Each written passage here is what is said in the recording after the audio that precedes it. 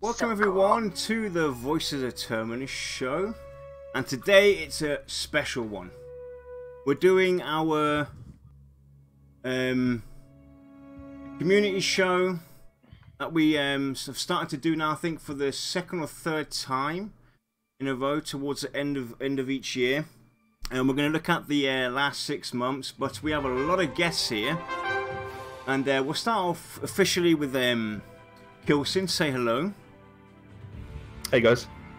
Then we have Maddoguk UK from Pantheon Radio. Hey guys. Then we have Vadd. Say hello. Hey everybody. Then we have our wonderful Shy, who will actually be a part of the discussion today. Hello. Then we have Bazgrim. Hello. Then we have Lexa with us. Lies and slander. Then we have the voice Chris Kane with us. Hi. And then we have World of Monsters Arthur. Say hello. Greetings. And then we have the Nathan Napalm. Hello, everybody. Happy with that one, Lex? Did I pronounce it correctly for you? Yes, you did. I don't have to And we have, last but not least, the Mr. Grey Fox, Joshua. Hello, everyone. So we thought we'd end the VOT show 2019 in 2018 in style. I've gone way ahead there. By sitting down with members of the community that contribute a lot towards Pantheon and Visionary Realms with great content, be it in the forums, be it videos, etc. And we're going to have a look at the last 6 months of 2018, what has happened. And we've got Kilsin here in an unofficial capacity just to represent and have fun with us. So, Baz, do you want to go and bring us into the discussion? Yeah, sure thing. So, like Yarn said, that we're kind of going to just be recapping the past 5 months or so because, as you might remember, in July, we did kind of like a mid-year meetup where we covered the first 6 months of 2018.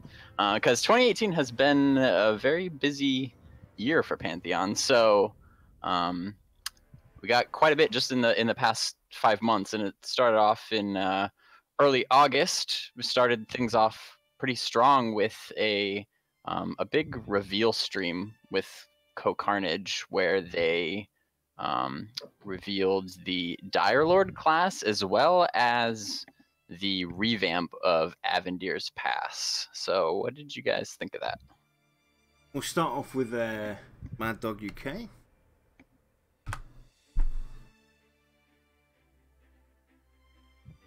Mr. Mad Dog. Hello. Real strong start. Yeah, I know, right? I sobered up for this. Come on. Okay, well, we'll move on to Vadd first, and then we'll get back to Mad Dog when he sorts out whatever he's doing in the background. Don't phrase it like that. That's nasty. Vadd? All right, I'm here. I was waiting for everybody else to chill out. Quick, everyone, don't reply. This is going to be an Silent hour treatment. of silence. And you're cursing a lot. All right, so Same old. if I remember correctly with that stream, it was a big part of that reveal was Hangor, right? Where they worked their way through, went up to where the Ushruk were. I thought that was amazing compared to I think that's a revamp of the entire area from like the early 2016 streams, where Brad trained the entire place. Kilsin, is that the same place that's redone? I'm not too sure. I know the area you're talking about. I don't know if that is the same spot. It'd be very similar though. But yes, it was redone completely from where Brad had that train wreck. We tried to pull one and pull the whole. Classic Brad. That was a fun stream too.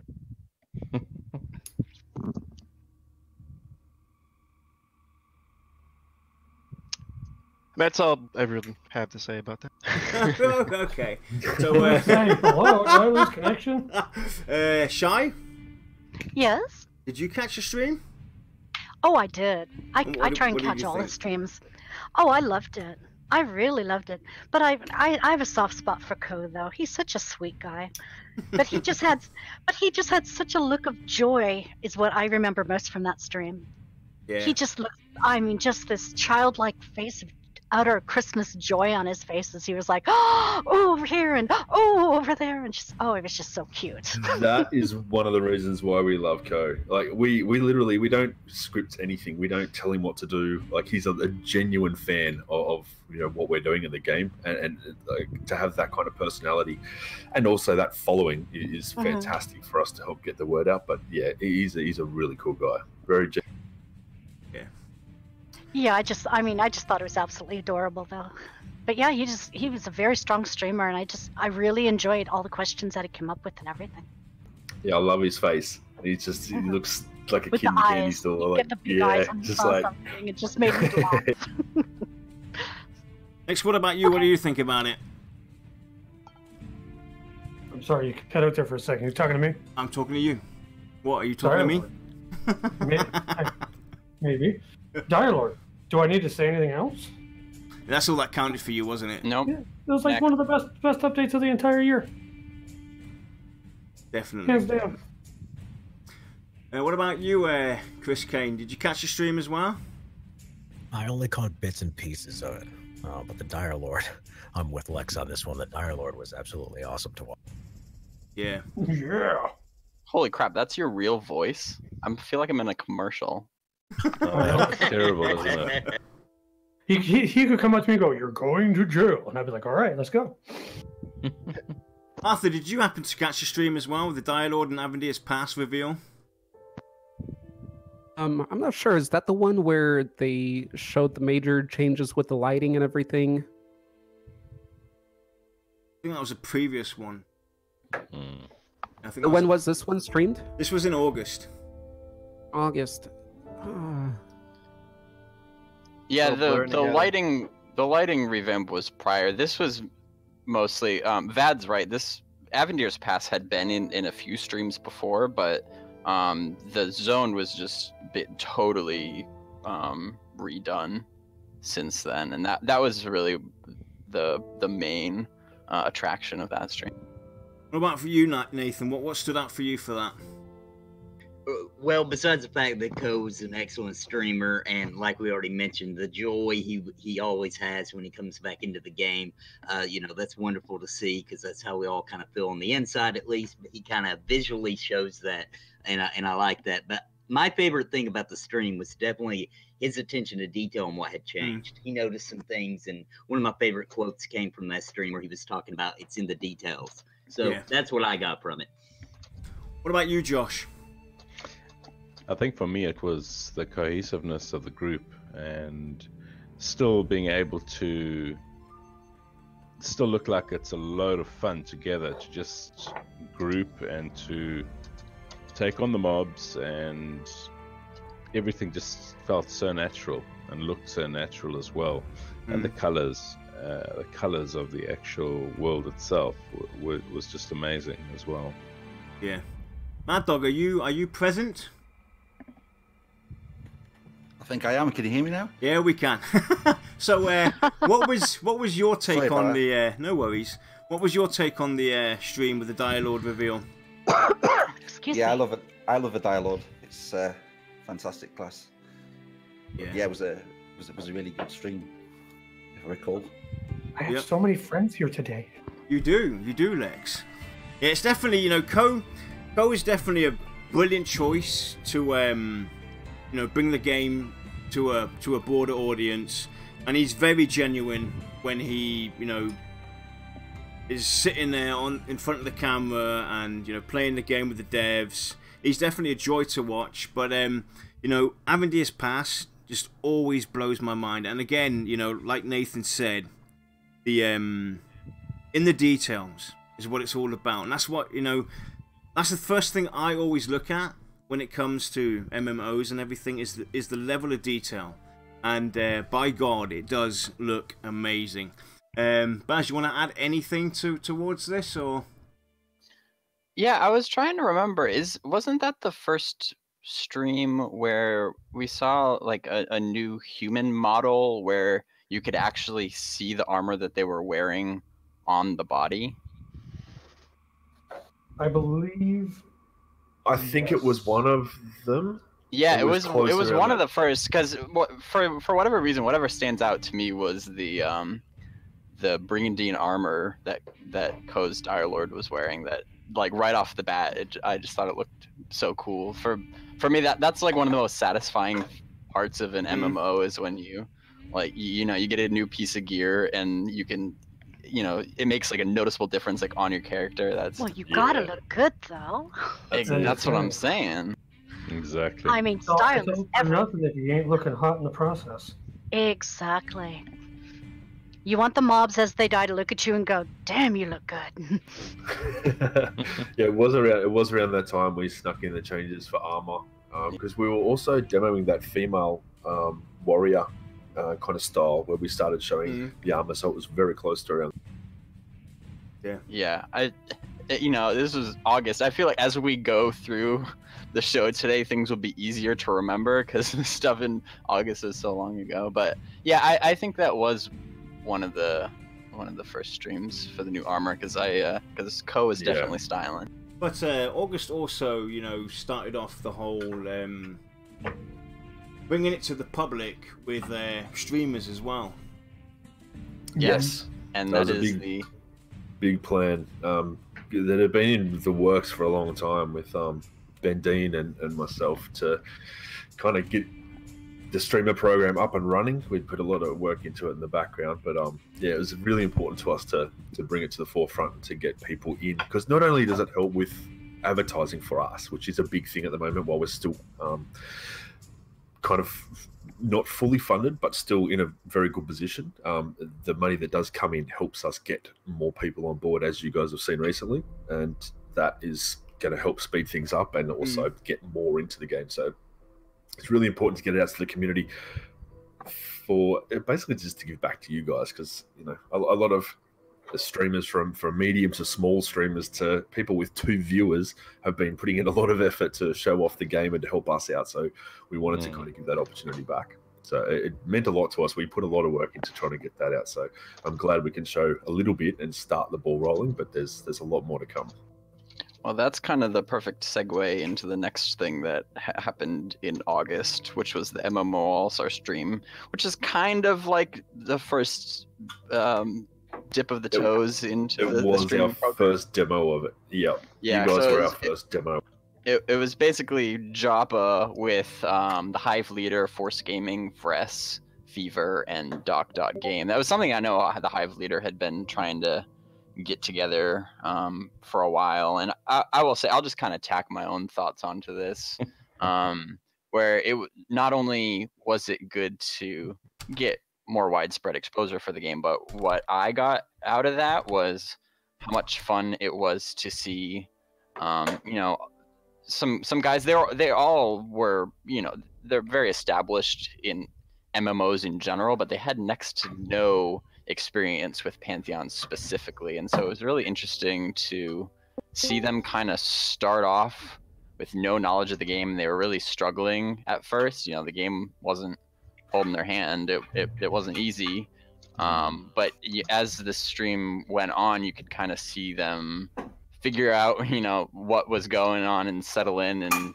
improve their communication and strategy and stuff, and by the end of the stream they're in pretty good shape. And I think that's a really underrated and just really important part of Pantheon that we kind of saw a little bit there. Yep, and if I hear correctly, Lion, is that you? It's me. Just got home. Lion, you made it. We have Lyonheart here. Yay! Yeah, he was running a bit late, but he's here now. So, Lion, I'm going to throw you under the bus. We're talking about the month August, the MMO All-Star stream with Hive Leader. Did you happen to catch it, and what stood out for you? I did. I've been watching so many streamers, kind of get them all mixed up. But man, it just anytime I watch a stream, it just gets me more excited for the game. Yeah, that's definitely.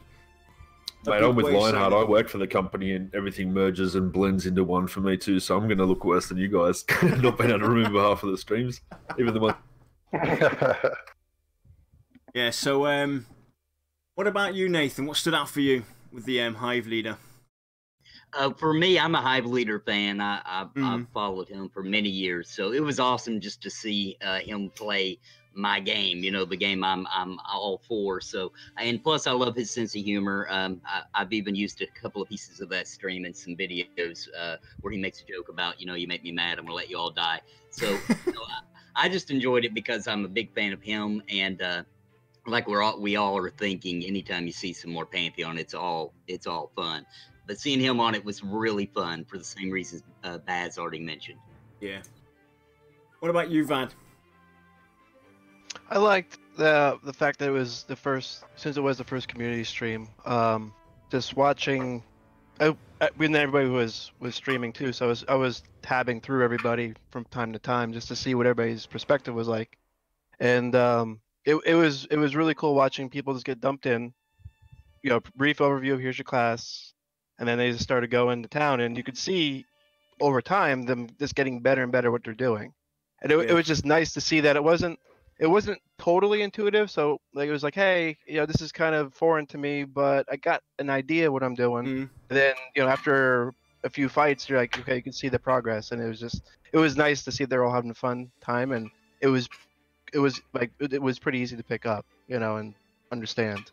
Yeah, you made a good point there as well. That was actually the first time we actually got to see multiple views. You know, we got to see the Hive leader playing the cleric, got to see Force Gaming, we got to see Vress, all in their different roles within the group. And, you know, that was the first time that this was actually done, I think, if I remember correctly. You know, the co-streams was basically co, and then you had the devs in the background. So that was definitely, you know, a big step for VR, showing off the group functionality from different perspectives. People could go to, you know, whoever they wanted to see, and like you did, you know, you jumped about and had a look at a bit of Hive Leader, a bit of Force Gaming, a bit of Rest, Fever, and so forth. So that was definitely a really big stride for them. Chris, what did you think? Seeing the point of view of the cleric was pretty interesting. That was my first time actually seeing that point of view. I'm a fan of Hive, so I enjoyed it very much. I'm just going to be echoing what everybody else said here. So, yeah, cleric. Maddoguk, anything stand out for you? Yeah, I may have to pass the ball on this one. Was this the Black Rose Keep stream? Yeah, they went into Black Rose Keep as far as I remember. Yeah, I recall watching most of it. I think it was quite late when it was broadcast, but yeah, it was a good stream. Seeing people group together, work together. It really did remind me of some of the old EverQuest days. But yeah, great stream. What about you, Arthur? Were you able to catch that one? Yeah, so I refreshed my memory. We're still talking about the one in August, right? Yeah. So I like that we got to go deeper into the orc settlement. I like to see that whole, even though it's unfinished, I want to see what, and yeah. Yep, cool. Lex, that's the one we actually watched together, isn't it? Wow. We watch everything together. I know. Did you have popcorn?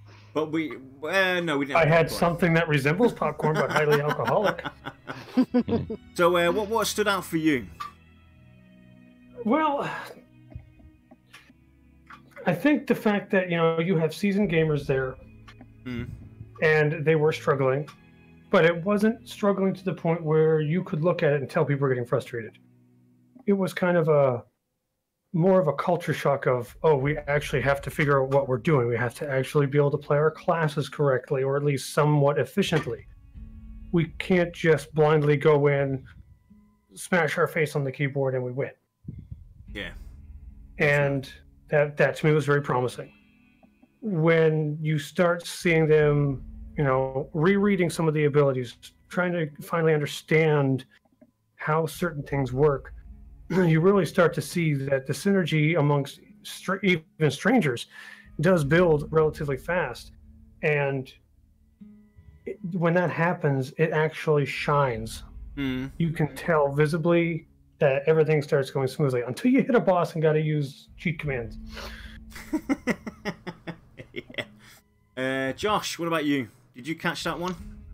No, I only caught it the next day, and I watched parts of it during work while I could, you know. So try to sneak it in as much as possible. That's commitment, everyone. Commitment, yeah. And I think it was just the case of them actually, as Lex says, facing that boss and thinking, and you could actually see or hear in the voices like, oh, okay, this is not as easy as other MMOs out there. We actually have to think a little bit on how we're going to strategize to get this person down. Yeah. And back to the drawing board, figure out what the actual spells do and read them properly, and like, okay, let's try and execute this now. And that was for me a lot of fun to see how we're going to get this task done now. Yeah. And that was great. Definitely. One nice thing about watching people play these streams is you can tell when they're in the heat of battle because everybody gets super quiet. Yeah, Everybody's focused. Yeah, that's it. Definitely. One thing we plan too, like we don't want people to walk straight into the steamroll things, so we don't pick people that are fantastic at the game. We still want it to be good viewing, but we want them to figure it out and learn as they go, so you guys can see how it kind of naturally plays out. So hopefully we've achieved that. That was. Yeah, it definitely. You can definitely see that basically, you know, the comfort zone that we have in today's MMOs, where basically everybody's a hero, isn't present with you know, Pantheon Rise of the Fallen.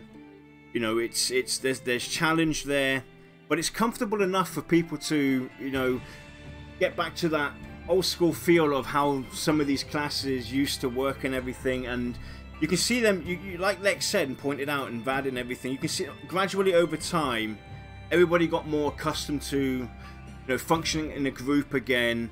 You know, because I've had some experiences in the past couple of years where, you know, you go onto any MMO, you name it, and you go into a dungeon or you go and do something with a group, you know, a named fight or anything.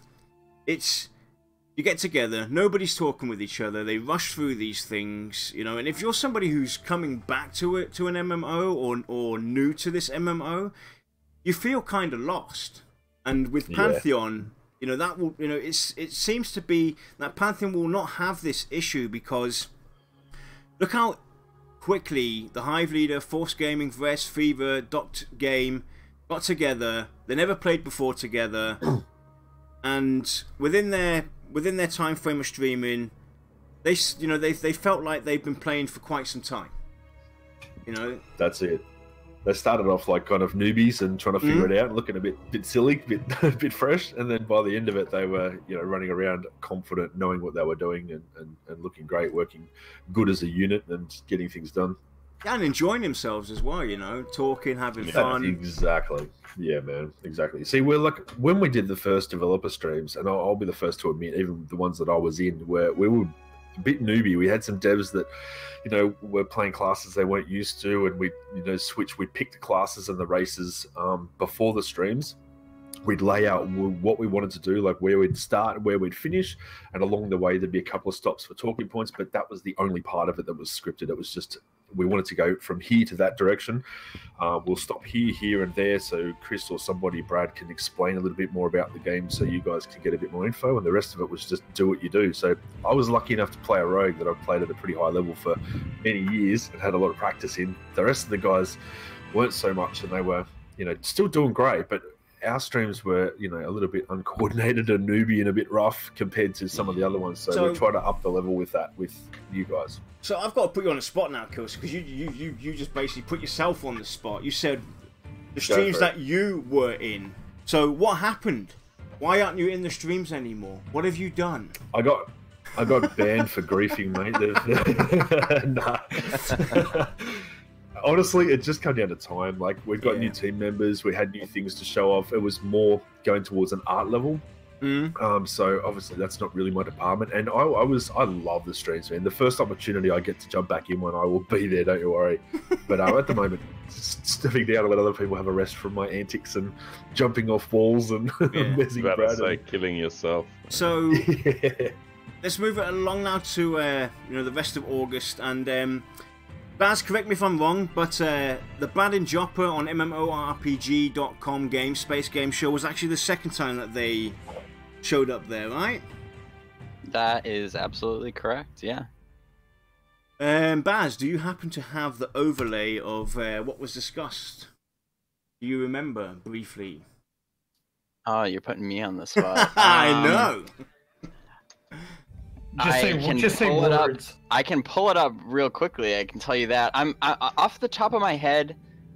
I don't remember any like huge announcements coming from that, but you know, it's always good anytime you can get the devs on a platform like that to talk about the game.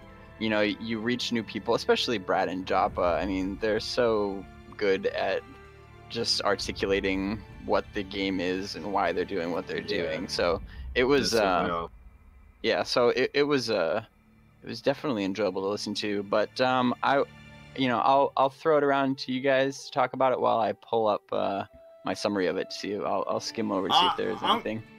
Does anybody have a general idea what was talked about? I can't remember for the love of God.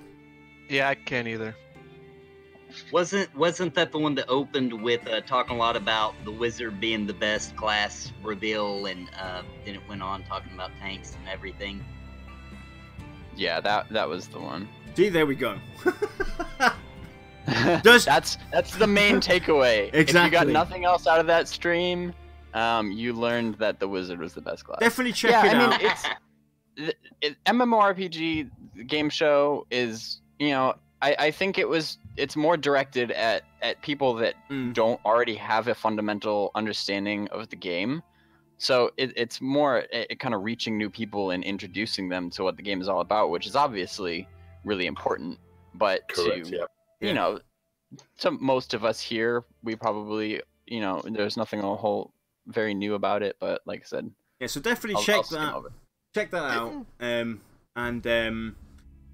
You know, they're always worth watching when Brad and Jopper show up and discuss Pantheon, discuss their game that they're producing. So definitely go and check that out, and we'll basically move on to the next stream, which was very painful for me. But yeah. Oh yeah. That was our first stream. Rip Yarnilla. Yup, rest in peace, Yarnilla. So we had, we had our first community stream. I was joined by Baz. We had Sacred with us. We had Nick Hotz, Martini, and we had Lexa with us as well. And we got to play the game. And we went to Black Rose Keep. And my stream just would not work. And I tried very hard to keep it calm and everything, but yeah, I personally, apart from the disaster I had with my stream not working, I had a blast. And I think we can fairly say that we got accustomed to each other fairly quick. You know, I played the cleric, Sacred was on the paladin, Bazgrim, you had the ranger, correct? That is true. And I will also say I just posted a link in chat of my summary of the GameSpace game show. So we'll probably, you know, we'll keep moving along through August. But if any of you guys didn't catch that and you want to kind of get a little overview of what they talked about, it's definitely worth a read. Yep, and then we had Nick, I think he played the Enchanter, Martini the Wizard, and we had Lex playing the Dire Lord. Yay, Lex! So, we'll start off with you, Lex. That stream, how was it for you? Well, let's see. Obviously, I was excited because of Darlo. I will say, from a Darlo perspective, the Darlord felt very good. It was obviously rough. It was exactly what I was kind of looking for. I've been tanking for almost 20 years, and I love the aggressive style tank, and it did feel aggressive. It felt like I could really just get in there and cause some damage, even if I was going to die. With the way the skills were laid out, it really kept me paying attention. With most other games, I'll play a tank and I get stuck in a rotation, and then it's like, oh, I just close my eyes and press 1, 4, 2, 1, kind of thing. I couldn't do that with the Darlord. You had to pay attention, because wasting certain abilities at the wrong time could potentially set you up to die very quickly. Yeah. So I loved it. The fact that none of us have any experience playing with each other. Even Yarn and I, we don't really play a whole lot of MMOs together at the moment. We all caught on really quickly, and that's definitely speaking volumes to me, because everybody has their own play style. We even went in with an unconventional group of 2 tanks, and we did a respectable job. Yeah. I'm not going to say great, but I'm going to say respectable. No, you guys did good. We got a lot of good feedback from people watching that stream with you guys. The actual MMO players and from our community that enjoyed the game and knew their stuff. We got a lot of great feedback from you guys. So I wouldn't underestimate yourselves too much. Yeah, and to think that I was under double jeopardy. I was stressed that my stream wasn't working, and I had to keep these guys alive. Yeah. You did a good job, man. So, Baz, what about you? With the Ranger, how did it feel? How was the group experience for you? Yeah, I mean, well, obviously, I was so excited to have the chance to stream the game for the first time. That's something I had been anticipating for a very long time, and especially for it to be the first ever community stream where we actually didn't have a developer in the group at all. Even actually to this day, I don't think there have been any other streams like that without developer guidance. So we kind of left there to kind of go about our business on our own, and that was a really fun feeling. I love the Ranger. I love how active it is. Constantly kind of weaving in and out of combat, and you've got your animal based abilities, and it always felt like there was something to do, especially the diving into combat and using the melee abilities, and then the ability that you kind of kick off back out at range and then pull your bow out again. Like it felt very active. Like even though my roots are in tab target based combat, I do like a little splash of action mixed into them, you know what I mean? A little faster pace, and that definitely hit the right chord with me. It felt exactly right, where it wasn't super twitchy, super fast combat, like action combat, but it was somewhere kind of in the middle, and that was just a lot of fun for me.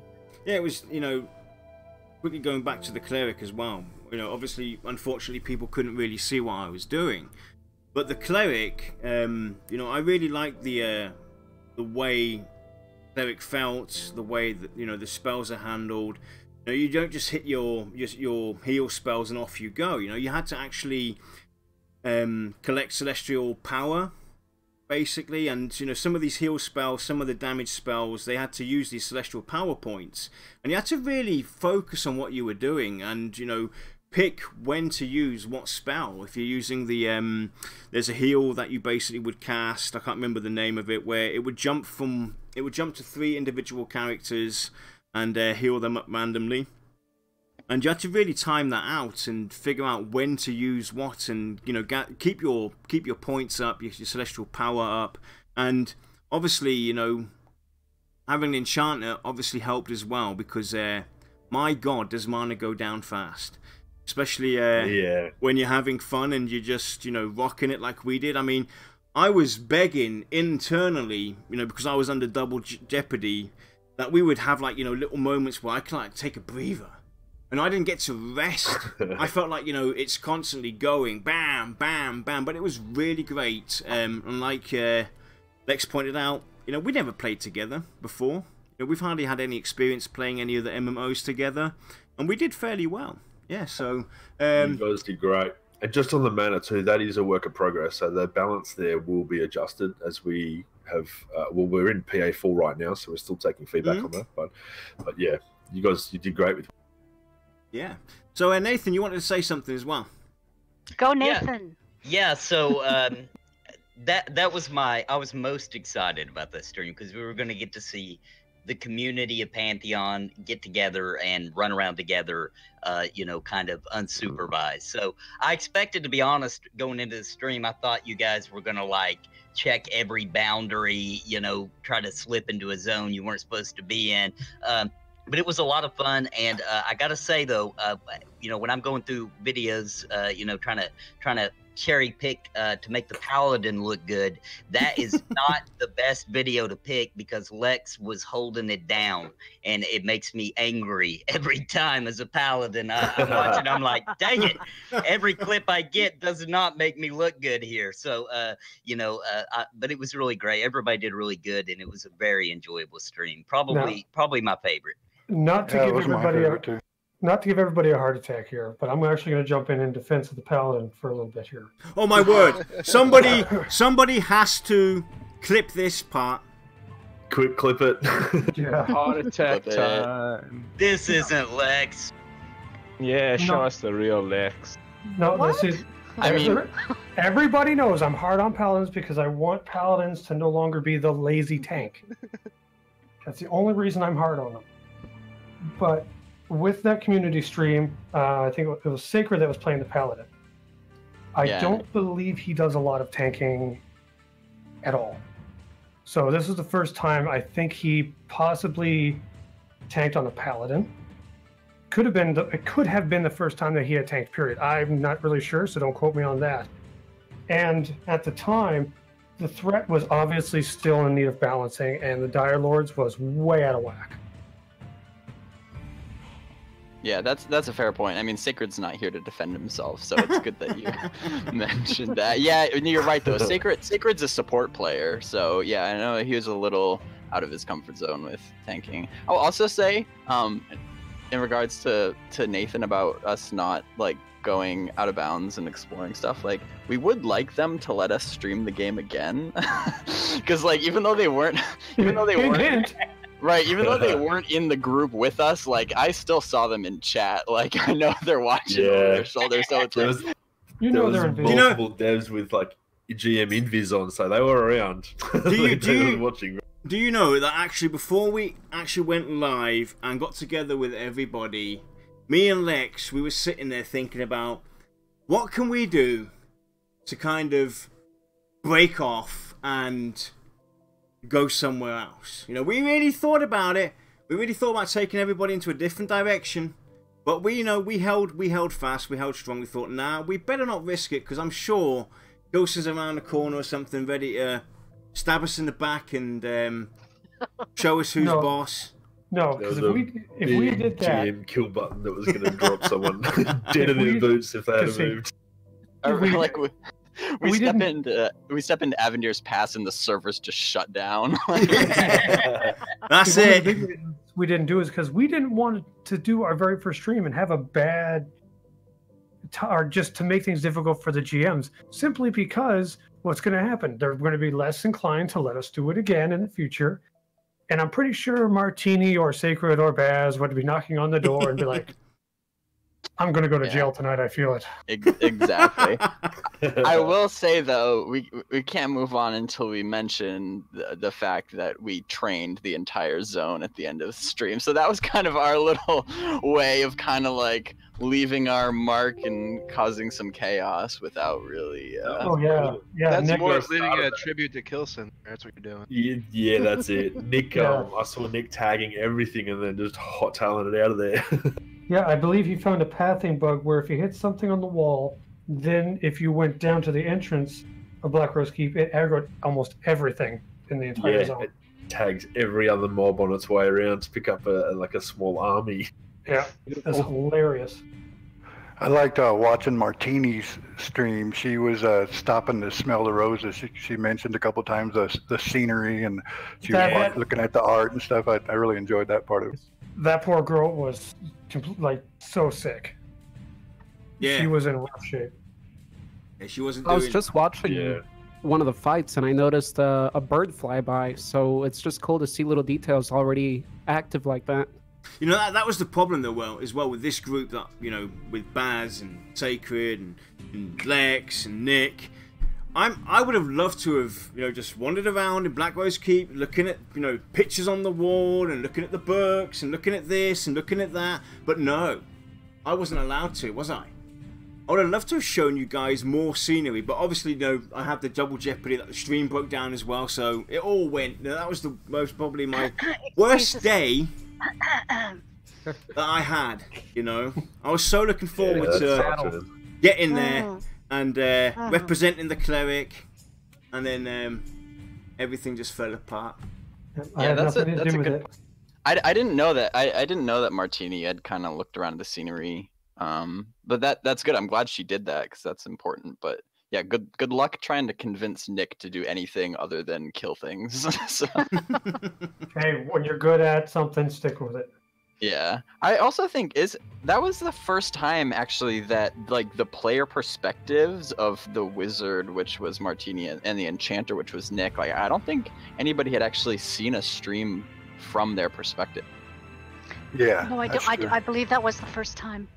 Yeah, I think there was a very early one where I think, one of our team members played it in a very early stream, a wizard or enchanter, but it wasn't fleshed out. And since then, we did the whole revamp, the relaunch, and all the abilities. So it was a completely different class.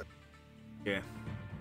Yeah, I mean, I know they had been like in streams before. I don't remember if we'd actually like seen the perspective of the abilities. No, we did. I believe it was at the time Zinx. Did she actually stream it though? No, she didn't. So she was in there playing it, but she didn't show it off. Yeah, actually, exactly. I think it was Monty Montresor, John Dispara, I think, in one of our very early streams when we were going up through one of the passes where if you went through the barriers, you'd start taking damage, and we wiped a few times trying to run through. Oh yeah, that was like the first stream ever. Actually, I think. Yeah, way back. One of the first couple. But completely different class. He was streaming on his own channel plus the official one, but as I said, it's a completely different class from then. Yep. So, Maddoguk, you got anything to add? Yeah, it was good to see how the group gelled together, and it ended up being a really tight group at the end of it. A question actually: Did you guys get to choose your own class, or was it predetermined? My gender was predetermined, which I felt kind of offended from, you know. We let them choose. We said these are the ones you can have, and then I was in a Skype channel with them and let them kind of pick which ones they wanted. So they got to kind of. I think Kilsin, next time you need to be a bit harder and determine the class and race. Maybe get Lex to play a pally. That would go down. I've already noted that down for next time, mate. Don't worry. Yeah, a gnome pally or something like that. Oh, I hate you all. Because here's the thing about me. If I were playing a paladin, I've been tanking for so long, I would be afraid of doing a bad job because I don't want to turn people off of the tanking role. So I'm going to be at odds with myself the entire time. That's a very, I have to very actually agree with you, way. Lex. And I risk doing this as being a staff member of Visionary Realms, but I've had in Vanguard Saga of Heroes that I played for a very long time, for about 7 years. I hated the Paladin in that game because it had 3 epics. It was competing with me as a rogue with DPS in high-end raids. Mm-hmm. And yeah, I had a very good friend of mine who played it very well. And for that day, I was jealous and I hated the Paladin. So it's going to take a while for me to get over that and start liking Paladin in Pantheon. Yeah. Every time I talk bad about Paladins, my wife's keeping a tally of how many times it smacked me on the head.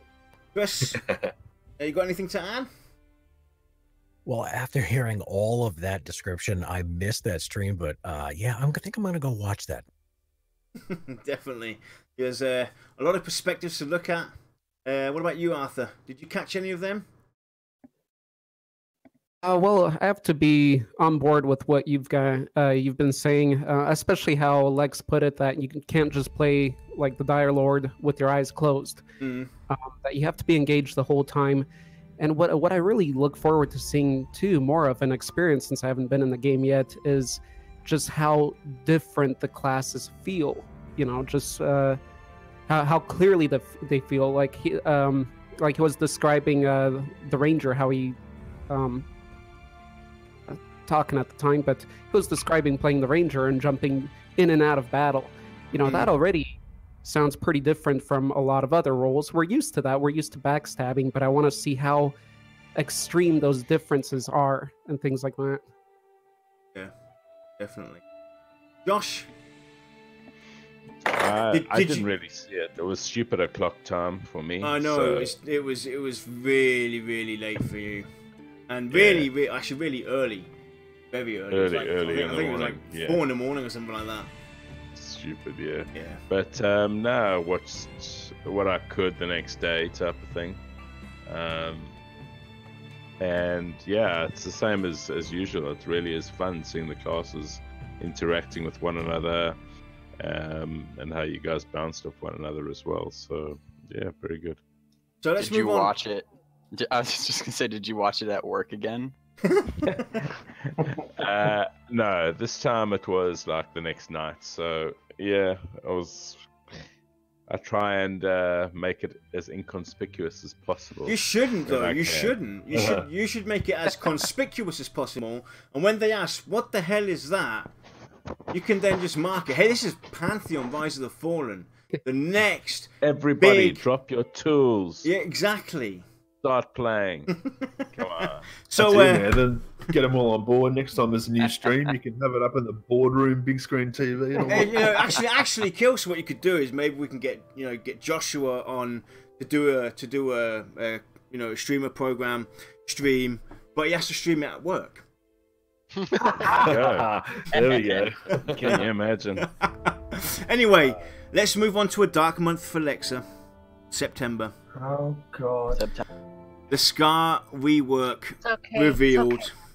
Can we just skip this one? No. You know, there's actually quite a lot of people who share your opinion on the Scar remodeling.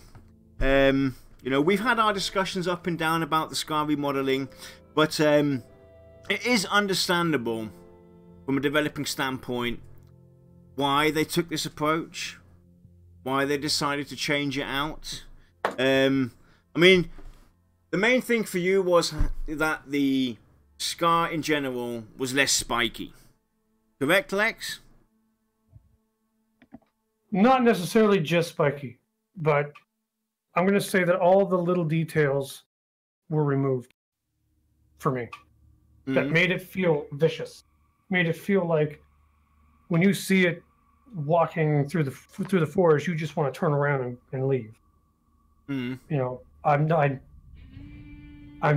blowing the trumpet of saying negative things on this because I feel like I've been repeating myself over and over, and it just bugs me. Yeah. But I mean, if you were to take the old Scar, fix the legs, maybe put the spikes in a place that would have been a little easier to model around, I probably would have been happier. Actually, I know for a fact I would have been happier, because unfortunately what it looks like now is you've got a human that has a different head skin. And to be honest, I know it's just concept art, which is why I haven't jumped ship from the Scar. That the concept art looks like it was taken from World of Warcraft. And harsh. Hey, at least he's honest about it. Yeah. If I lied about this, I would not be helping VR at all. Exactly. No, we appreciate honest feedback, man. Absolutely. Yeah. And I try not to be nasty about it.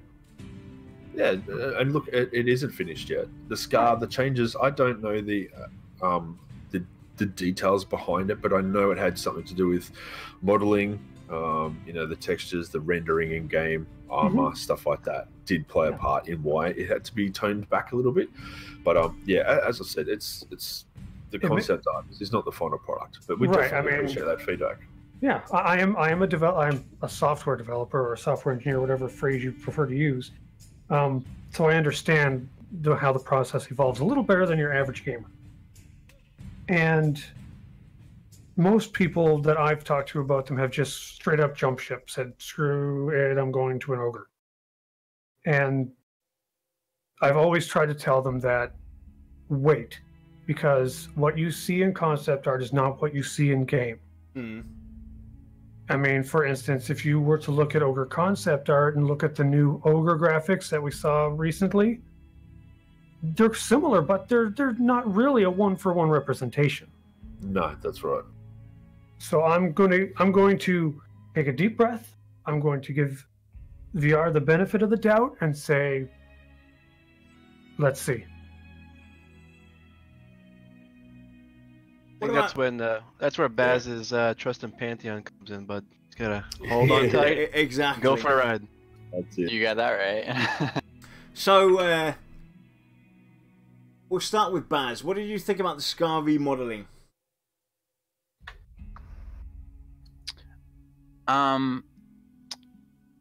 I somewhat agree with Lex that the kind of the character of them has been kind of toned down. It's not so much about the legs or anything like that. It has to do with the modeling. It's the identity of a race. So a lot of it is in the face, obviously, and to be quite honest, I didn't really like the super spiky face of the prior concept art.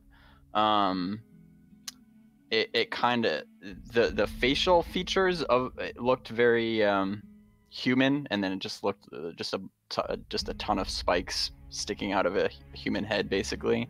And reading about the reason why they redid that, it would kind of cleared it up that they said back in the time that when they were doing that concept art, they were kind of in a time crunch, and I think that concept art just never really had the attention given to that it was due, but it was obviously very early. So anyway, I was not a huge fan of it before, and I think the new concept art is a slight improvement. Like I totally get what Lex is saying, where it kind of, now the body looks more human, but the face looks less human. So it's kind of like a swap. Before, to me, almost the face looked human and the body looked less human. So now it just kind of switched, and I don't know. It's kind of just a trade-off for me. But like you said, obviously it comes down to what the actual in-game models are.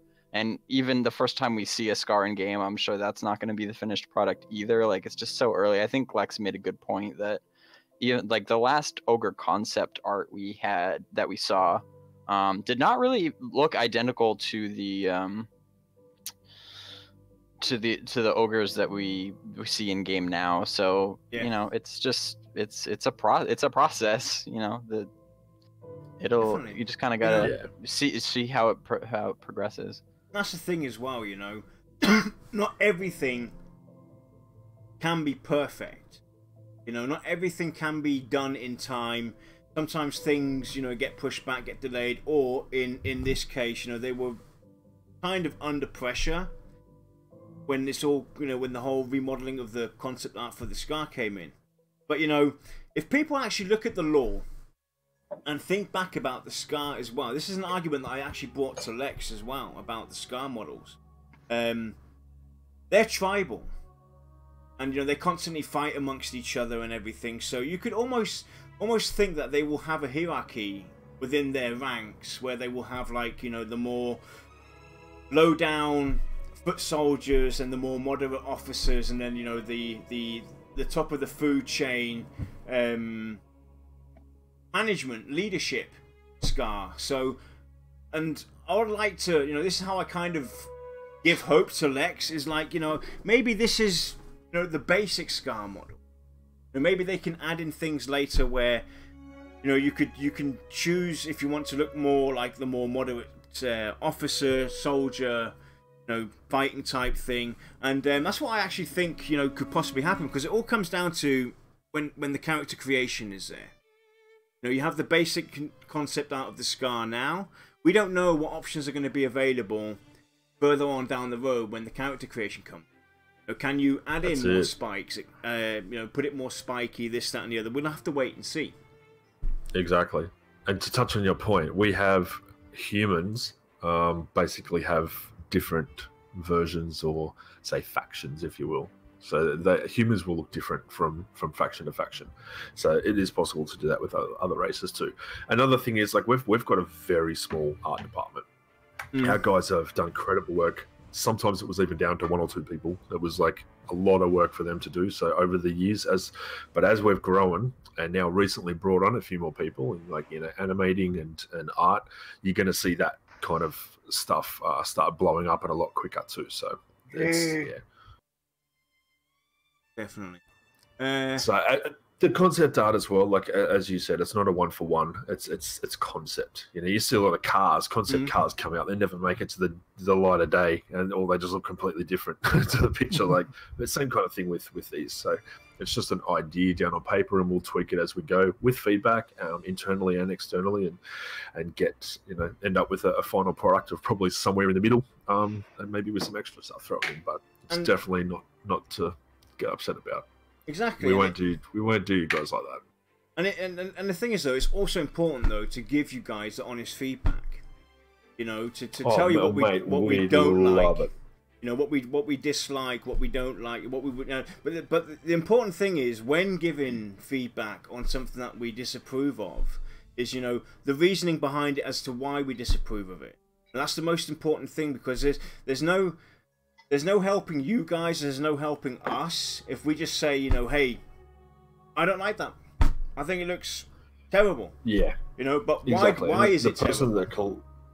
Exactly. And the person that collects all that information and passes all that stuff on, as the community manager from you guys to the team and vice versa, I can tell you that I don't close or stop or shut down many threads that have negative feedback unless they get out of hand or they start not being constructive and are just unhelpful. But that feedback, like constructive criticism, is the most important thing to me, even over positive feedback. I would rather the negative stuff, as long as it's written in a friendly, mature manner that can help us understand why you don't like it or disagree with it.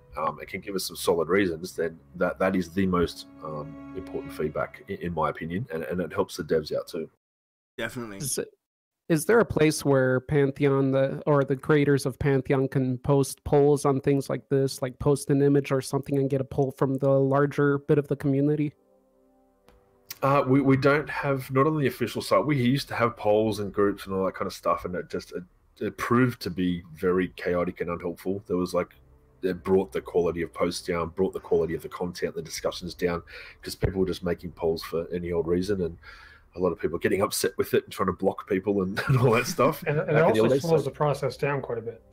It does. And look, if we kind of open it up to that and let everyone kind of like judge us on every single aspect of the game with community polls, and we start getting things sway negatively because they don't have enough information or understanding of a system or a mechanic or a feature, then it's kind of going to work against us, and it'd be pretty hard to kind of mitigate. So we can do official ones. I can put a poll out, most definitely. And look, if you guys want to do a poll on something, and there's enough of people that want to get involved, hit me up, because I'm more than happy to put something together. I'll run it by the team and see what we can do. Put up a big straw poll or something, and I'll push it out across all the official platforms, and we can have a say. But it can only be on things that we think are like still need improvement or feedback on. If it's something that we're not quite finished with or not up to processing yet, like say the progeny system or something, I can't take feedback on that because we haven't implemented it yet, or things like that. Yeah. But I'd love to hear feedback on something, you know, that you guys want to have, you know, your voice heard over that is still in development and still being kind of tweaked. Absolutely. I'd be more than happy to. I'm kind of curious, while we're on that subject, if VR might have considered doing, like, you know, we have probably thousands of people signed up for newsletters and to the site, what have you. If they've ever considered doing like small focus group kind of polls, where you just randomly pick 10 people or 100 people and just send them a question, they email back. It has been discussed, but we did something similar to that a while ago that was quite large in nature, where we put out a huge feedback poll on a lot of things just to see where you guys' heads were at on certain topics, and it was actually quite detailed. I'm not sure if you remember, it was a couple of years ago, but it was a massive Google document. But look, it is something going forward. I think when we get out of the pre-alpha phase and get into alpha or beta, that's the kind of thing where we would have a lot of things that were already kind of set in stone, or we might need slight tweaks to, and that's the kind of, you know, poll or feedback we can go to get that information from you guys, other than just, you know, posting on the forums or hearing from social media. But yeah, I'm open to that kind of stuff. Cool. So, anyone else? Vadd, Chris, Nathan, you guys got anything to add? Mad Dog? Or shall we move on to October? Don't get me going on the Scar. You're gonna skip out on the reveal of Fairthale? Was that in September as well? It was in the September newsletter. Baz! Well, what do you call a reveal? There was some concept art.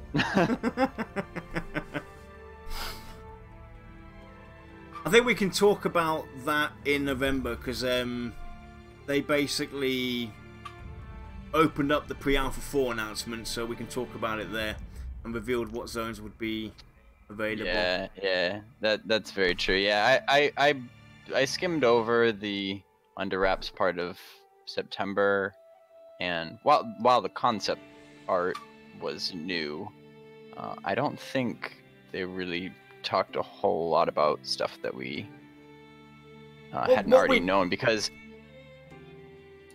I was just gonna say, actually, that reminds me that back in August in the Game Space Game Show, one of the things that they did mention, and I don't even think that was the first time they talked about it. Like, we've known for a while that Fairthale was gonna be the reference zone for, you know, that I know they've been working on it for a long time, and that's where kind of everything comes together and will kind of act as a template for them to create other zones. Like I said, we'll get into that a little bit later. So yeah, I could be wrong, but I don't think September was a whole lot of news on Fairthale. Yeah, so October started to hit the gaming industry as well, with layoffs left, right, and centre for certain companies and everything. And it's sad to see stuff like this happen. But it also offered VR the chance to have new job openings for technical art, asset management, and character animation and concept art as well. And you can see the team, you know, starting to grow there again as well. And it's, if I remember correctly, you guys are now looking for further people as well, Kilsin, as revealed in the December newsletter. Yes. So those layoffs are horrible, man. No one in the industry likes hearing about that. It's no matter what company they work for, they're hardworking, talented people, just like, you know, everyone at Visionary Realms. And yeah, we feel it when we see other people. So look, that pledge drive was we were able to grab a couple of people, like Linda Brass and a few others that were fantastic. We've got some others as well that we haven't quite announced yet. We're still working on some of those. So there are some surprises to come. I think we're going to announce a few soon. But yeah, we were happy to be able to snatch up a couple, especially in the art department, and that they're just fantastic people that are, you know, very hard working. And it's a really bad time to let people go from companies, man. They've got families to feed, and it's coming into that time of year, end of the year, Christmas and all that stuff. And to be going into that without a job is tough. So It's rough, yeah. our hearts go out to them, but unfortunately the industry's cutthroat, man, and big business and dollars don't care about that. They just do what they can to survive and to move forward. So we've got to try and look after each other where we can. And yeah, we were lucky enough to pick up some talent, and we've got a few more in the pipeline at the moment too. But that's, yeah, the November pledge drive was specifically to try to add to the revenue so we can capture some of those people, bring them on board. Look, and just to be clear, like, we're in a very good position with the game and development to get us through to release. So that there's, I hate saying positives or giving a firm answer, but I don't believe that there's any chance of us not releasing this game. Right? We're in a very, very good position. But anything on top of that, we're a very small, lean, mean team that works very hard. We're very passionate. We're all over the world. We work crazy hours because we love doing what we do.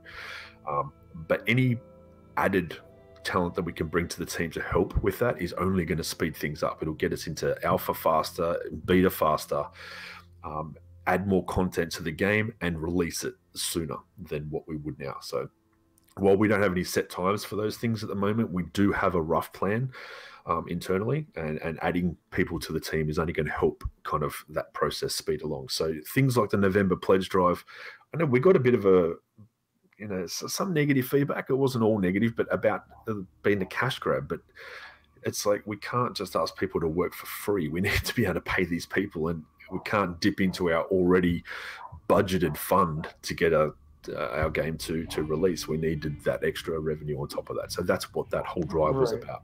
So we tried to, without becoming a cash shop too, like we know microtransactions and cash shops and pay to win and all that crap we hate it as much as you guys. So we had to be very careful, and all we came up with was nameplates and a few other things, and literally just a plea to, if you are able to generously help us out, we would put that to good use and grab some more staff that would just speed the process up, which we did. Yeah, I think that's one thing that a lot of people had a hard time getting their head around was everything that VR has made with their pledges up until that point has already been budgeted out and set aside for certain things. With these layoffs and wanting to grab some very unique talent that's not in the budget, that demands extra funding. And honestly, with the amount of time that you had between when they were laid off and when you could get them, I don't think I could have come up with anything better. Honestly, man, we were racking our brains. We are very limited in what we can sell digitally that's not going to turn our community against us. And being honest, like there's not much. It's if anything that's got any stats or anything, that's it. And anything physical is a lot of work for us to do. That's going to take someone away from their job that has to plan it, organize it. We have to pay for it to get made and then try to make profit on top of it. We don't want to rip you guys off. So something digital is something that our artists can make up. So badges and things like that may be tacky to some people, but they're very easy for us to make some quick money off to grab people like this. So it wasn't malicious. It was a very genuine attempt. And we spoke about this a lot before we actually went ahead with it to try to minimize the impact. But honestly, we don't have a lot of choices.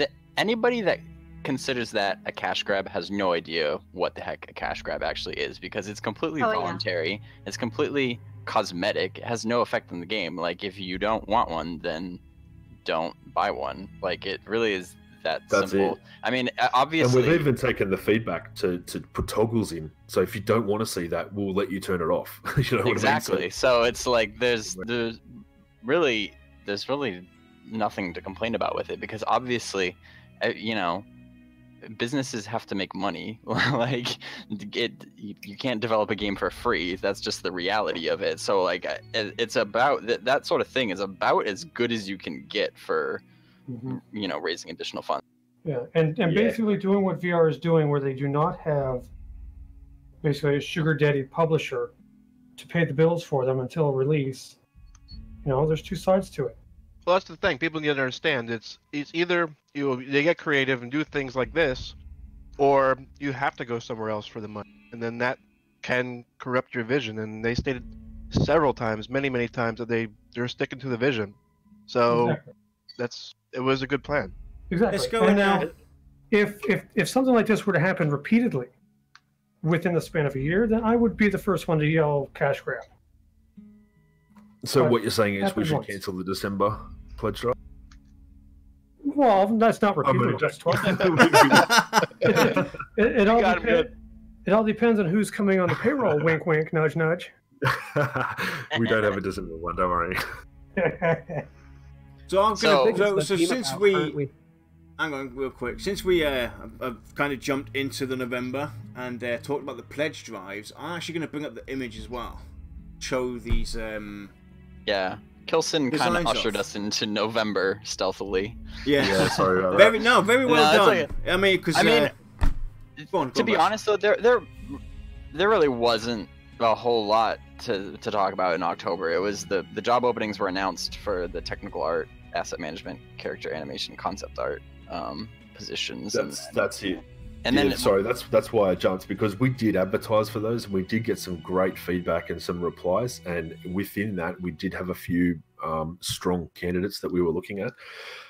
Nothing to really announce, but then when we did the November pledge drive and the jobs opened up from the other company that laid off, we were able to then grab a lot more, and we realized very quickly that we needed to dig into the funds that we didn't have, so that's why we came about the November pledge drive to grab as many as we could. Yeah, exactly. It was a perfect segue. It came together very quickly. I'll also say, too, though, that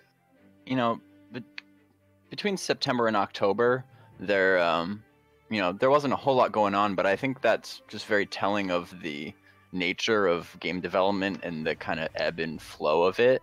In that, August was a fairly busy month. There's a lot of info coming out But then, after that was kind of a high, and then after that, devs kind of have to go back underground and work on the next big reveal, and that was kind of through September and October is fairly quiet, and then that brings us into November, which, as you said, there's more devs joining the team very quickly, and that kind of is the perfect ramp up into another busy month. Well, it goes to show though. That's game development. There's a lot that goes into planning out community streams, planning out a dev stream, doing producing the newsletter. So expecting a game company to be very, very active every single month and be, in a vocal point to the public is insane. It's crazy to ask this, because if they go and do that and they be more public and more showing and communicating with the general population, then the back end stuff's gonna suffer from it. That means the game development itself's gonna fall back. And they have their goals, they have their visions when they want to go and reach certain milestones, and they're trying to get as close to alpha as they possibly can. That's the next big step for VR. So I'm fine with having a few months where it's quiet. It even makes my job easier as well. It makes life for us easier. Yeah, and look, you guys are going to be. I think you're going to like it. Like when we resurface again, I think you're going to be, pretty happy that we took this break. We've got some pretty good plans, and it does involve Firthal, and I think you guys are going to be impressed. That is going to be our pinnacle zone to show what off. I'm hearing is I'm not going to be able to go on any vacations. Great. But yeah, so we're going to be putting a lot of work into that zone, man, and it's going to be something that we want to show off as our, this is what Pantheon's going to be about, that whole zone. So let's go in and talk about these pledge drive badges that were shared with the community. I personally have to say, I like the idea. I like the concept. I agree with some of the some of the points that were made on Twitter about the badges that, optional, turn them on and off. Try and design imagery that does not necessarily represent or collide with some of the classes. That's a good, valid point to make as well. But all in all, I like the concept. I like the idea of having some kind of badge next to my name that I can turn on and off and have it be unique in some form, because I either you know, I contributed with the November pledge drive or whatever you know come up with later. And maybe there's some achievements that people can unlock. Absolutely, and again, like concept is the key word here. Like this is literally I asked our technical director, well actually Ben Dean, me and Ben discussed it, and then Ben asked the technical director to, if he was able to whip something up quickly, and he did. He jumped on his enchanter and just showed what was possible and what he had in mind. So look, those badges you'll only ever be able to show one at one time. So if somebody pledges, these are completely just random images, then they're not anything representative of the pledges. But if, just say from left to right is 50, 100, and 500, you know, that could be the way you show it off to know who's pledged who, and you can wear it proudly. There will be in-game achievements and things like that too. So this is in regards to titles and stuff, which will be completely different, but you could have show one badge off at once. So you may have 15 badges that you've collected through in-game achievements, you know, raiding, grouping, fishing, whatever, and supporting the game. And if you choose to show the supporting the game one off to show that you're a loyal supporter, you can do that. The underline of the yellow, the goldy yellow color, can be changed as well. So we have other pledges, you know, VIP pledges and other pledges throughout Champion and that also have different kind of plates in that, so we can change that color to purple, to blue, to whatever. We don't want to go too nuts with colors and flashy, cheap, tacky looking things. So we think a nice symbol and a couple of plain colors with a title, first name, last name, would be pretty sufficient, and then allowing people to toggle off, you know, what they don't like, and then so you can not lose immersion and play the game your way, but still allow people who are playing the game, they can look at their title, they can show it off to people who do want to see it, they can stream it and still be proud of supporting the game, which we appreciate a lot. I have the very first damn it Lex question. Will there be a badge for those that are in the community streaming program? That's a good question. Not to my knowledge, but that doesn't mean that we couldn't make one up. Noted. Like I said, that's the first that's an cool. example. That's an example of, you know, being able to show off your pride for the game and being including, you know, as somebody that's more importantly, will we be able to have a VOT specific badge? Yeah, right. Now you're just being greedy. Yeah. Oh, Yeah. my. Depending on who you pay under the table, mate, I'm not too sure we may have to organise something. Anyway, fun aside, Mad Dog, what do you think about these badges? Yeah, the badges I thought was a great idea, and yeah, in terms of the open transparency and the reason behind why these pledges were implemented, I mean that's really well respected. So yeah, I think it's a fantastic idea, and I hope people have taken this. Yeah, really good. Jai? I like them. Yep. They're not obtrusive. They're not in the way. You can toggle them. As long as I can toggle them, I really don't care. Exactly. You know? Yeah, that's the I mean, general because consensus. everyone is going to have a different opinion, and some people are going to want to see them, some people aren't. Just give us the option to toggle. What about you, that's Vadd? it. I'm on board with that idea too. I mean, I agree with everything Shai just went over. It's toggle is important. They're not too flashy, you know, which is kind of the thing that Pantheon seems to be going for. It's a little more down to earth, and it's art design, while still being, you know, appealing. So these look clean, and that looks fine to me. What about you, Lion? I like it. You like it? They're giving you guys some valid feedback here. Lex? I think it's a great idea. I tend to be more on the side of minimalist, so I probably won't run with them on, but I like the idea of people who have supported the game in one way or another being able to, at least on their end, see that recognition on their screen. Yeah. Baz? Yeah, I know. Like I said earlier, I think it's a great idea. It's well implemented. I agree with everybody that said as long as you have the option to toggle them. And I will clarify too that like it's not only toggling them for like you as the player as to whether or not you want it to show up over your head, but also as you kind of view the rest of the world, right? So like, I mean, correct me if I'm wrong, Kilsin. Maybe you'd have control over both, like whether or not it shows up over your head, or also like you could just. I did mention that you can turn everyone's off, so you don't have to. Yeah. Chris? You can turn yours. You can display whichever one you want. You can turn yours off if you don't want to display any, and you can turn other people's off. That's what we're looking at doing, toggling everything with a couple of multiple toggles, so you can decide which way. Daddy likes options. Beautiful. Beautiful. Yeah, that's the perfect solution. Chris, what do you think about the badges? I like the badges. The toggle thing has already been mentioned, but I'm always hesitant about money for anything visual in game. I'm like Lex. I'm a minimalist. I don't want to say it cheapens the immersion aspect of characters, but when I see something on a character that I now associate with real life currency, it tends to pull me out slightly. So the ability to toggle is the solution to that, to my own problem, I would say. Yeah, absolutely, man. I'm for the record, I'm the same. Like, I would turn mine off.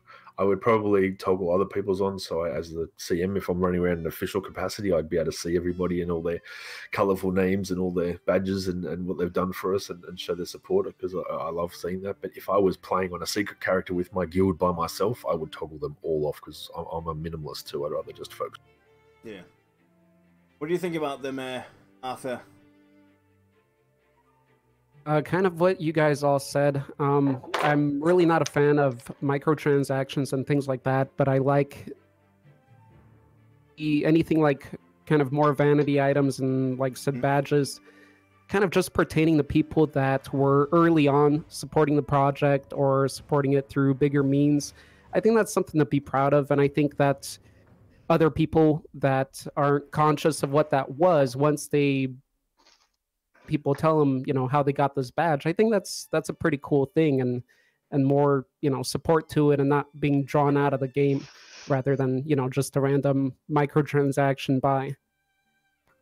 And Moko just gave me a really good, I hope I'm pronouncing that correctly, Moko.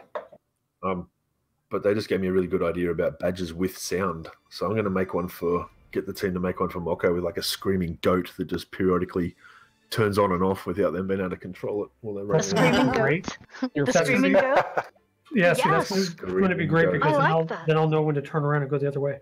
Kilsin, they'll just make you one that plays the train sound coming down the tracks. Yeah, that's it too. Hey, I'll wear that. What about you, Nathan? Little ribbits for Shire.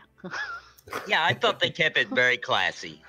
You know, a very tactful way for them to get the money that they needed to pull on the extra help. And I'm down for anything that helps the team. I believe in their vision. I believe everything they're going to do, and I don't think anything's going to deviate them onto a path of pay to win or anything like that. And I know that, you know, internally they probably had a struggle with like Kilsin was talking about earlier, finding a way for it not to be what everybody in the community hates. And I think they did a really good job, and I'm all for exactly how they've done it. It was beautiful. Yep. So, Kilsin, I gotta ask, right? You know, me being, you know, all over the place and always, you know, constantly thinking, with these badges, it is bound to have come up at some point, if there will be something similar for guilds to kind of represent their guild, the badge that they can create or something like that. That's been discussed a while ago when we were thinking of actually doing something like this, like a guild pledge and stuff like that in the early days, and we decided against it because it'd be too hard for us to collect money from 50 to 500 different people to go into one pot and then give those people, you know, link them with some code or something to attach them to a guild. It just got really complicated with our back end admin. Just being able to manage that kind of thing is a bit tough. So look, doing badges for guilds is a possibility. It's something we could definitely consider. If people are okay with this and we turn concept into reality and find something that we think will suit the game, it should be easy enough to. I don't know about player created though. I know other games like Arcade and stuff have done things like that, and it can get a little bit hairy around the sensitive kind of, trademark and copyright, and just being poor quality that doesn't really suit our game. But we can maybe take ideas. This is the thing, we could put a poll out. We could give you guys some ideas, and then you could choose, things like that. Give you a list of what we would let in the game, and then you can choose the best ones and stuff like that. So it's kind of tough with anything external to our company about getting it in the game for legal reasons.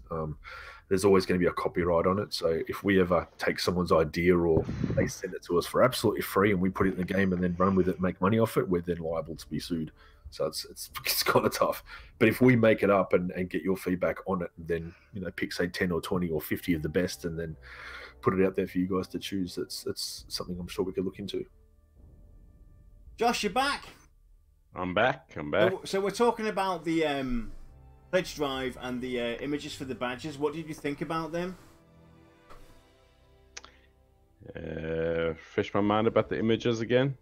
The little symbols basically next to the character name that represent a certain. Oh yes, no, I think they're quality. To be honest, I really like them. So yeah, no problems with those. My personal opinion about wish there was just some way that you can hover over it to get like the nameplates of what those characters are at some point, because you can't remember what those badges are at times while you're in the thick of battle. Yeah, that's a good idea too. That's something we could basically where you hover over the name and then you hover over the badge. So and so. Yeah, because especially like years down the road, there's new people are gonna come in. They're not gonna know what the heck those are. Well, maybe I mean, if you inspect somebody, maybe it would come up with their character sheet. It can have a little description next to the badge. Could say, supporter or whatever. Achievement list, public. You can turn on and off. A little description next to it to say what their title is, what their badge is. Exactly. Yeah, I think that would be cool. But at the same time, it's also kind of a good way to just start a conversation with random person, which is always a good part of a community-based game too. Because it could just describe the name of it, and someone could ask, "Well, how did you get that?" Yeah, well, that's one of the cool things though about these sort of badges is that, especially like the founder, anything related to the founders packages, I'm sure most, if not all of us, are going to be playing for the game for years, because that's how the game is designed to be. So years down the road, being a founder, I think it's going to be pretty rare, and that's going to be a pretty significant thing, and you get people coming up to you and asking you what it was like back in the day and where'd you get that, blah blah blah. Baz, I will up you one, and I will say decades. There you go. Well, that's perfect, because once we finish converting the game to mobile, you guys will be able to play anywhere. Here we go. Yay! Pantheon Immortal. And it's on video. It's on recording. So virtual reality. I couldn't resist. Clip it. So let's move on. That's going to be the biggest joke in the gaming industry for years. Yep. Oh yeah. What? You all don't have mobiles or what? You're going to release that as an immortal version? So let's move on. The battle royale version too. Don't forget about that coming. Oh, that's in the works. Don't you worry. It's what Firthal's going to be. Just a big BR zone.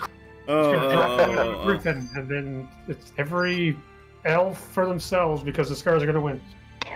So, November was really big as well for VR. I mean, you guys. I just want to interrupt there. Yeah? If you got the elf on the shelf, then you're gonna have the Scar in the bar. Oh God, Josh! Heck yeah, man! Trying to bring it back. So November was definitely really big for VR. And for me, the biggest announcement was you guys grabbing Linda Brass-Carlson. Yay, Linda! Man, she is... I love Brass. She's a legend, Brass. You know, She's I amazing. all the way back to Sony Online Entertainment days when for Vanguard when she was the community manager and came, like, you know, she started like in the community, worked her way up, and I've respected her ever since those days. She's even went to then head GM, looking over Moonlight and everything, and then went on to, you know, other companies and making a name for herself. I've followed her throughout that kind of journey, and I tried to base myself on, like, obviously be my own person, but having no experience as a CM per se and coming from the community myself, I was following her path. So like I was doing, you know, writing courses and following what she was saying and doing to try to bring my very blunt security risk management focused Aussie kind of writing, trying to bring it in line so it was a lot more friendlier and fun to read and not as strict and harsh, and she was a big role model for me. So to have her on the team was amazing. To be able to jump in and chat to her for the first time too, like, she's a really cool person, so it's great to pick her up. Definitely. Awesome. So I think you should get her on the show at some point. Mate, she would love that. I'll run her by. Oh my god, I would love to have her so, on the show. In name of this community stream, a big welcome aboard, Brass.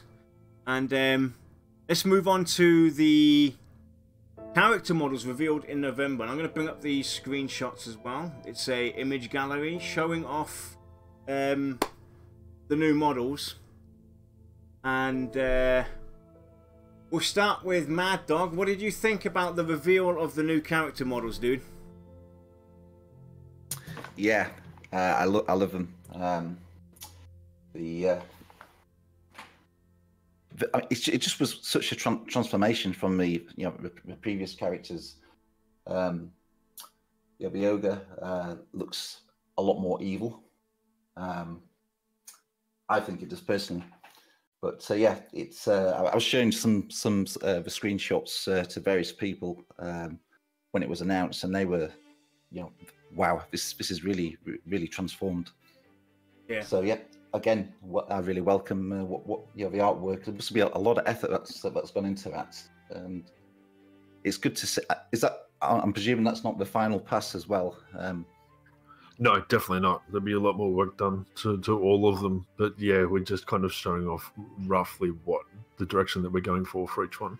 So like the elves look a little bit plasticky. I think that was the light too, but they're also not fully finished. So yeah, grain of salt, big grain of salt.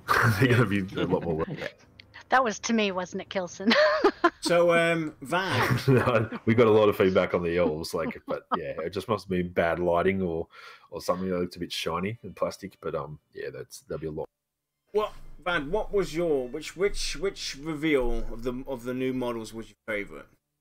Halfling. I think the halflings look fantastic. Cool. Guy, what was it for you? It wasn't the elves. Must have been the elves. It was not the elves. As much as I love elves, look at them going. But I'd have to say the ogres. The ogres looked really amazing. Mm. And the halflings. What about you, Lion? Which one did it for you? Well, I echo Shy's disappointment in the elves. Elves have been my main character since I read Lord of the Rings when I was a kid. Always loved elves, but I really like the halflings. I agree that the halflings look amazing. Baz, what about you? Which one stood out for you the most?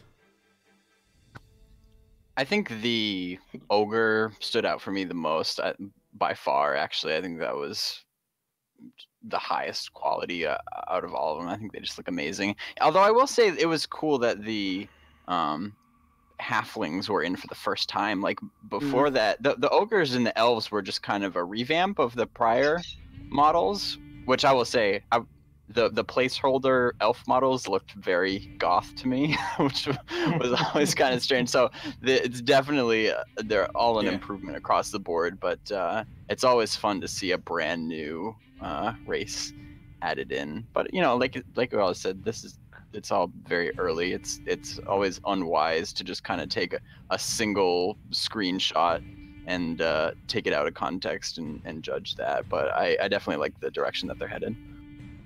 And what about you, Chris? Yeah, I got to echo that with the ogres. I first saw that image that they had during that newsletter, and you see just this vulnerability but aggressiveness in the design, and it's says ogre to me more than pretty much any other version of it that I've seen. So definitely ogre all the way, including the female ogre, which, you know, it's always tough to do ogres, or I should say females of those kind of big and large class or races, but it definitely works for that for that race. Arthur? Again, like you said with the ogres, I really like that distinguishment with the male and the female there. I think that was covered perfectly. These are just about the hottest ogres I've ever seen in a game.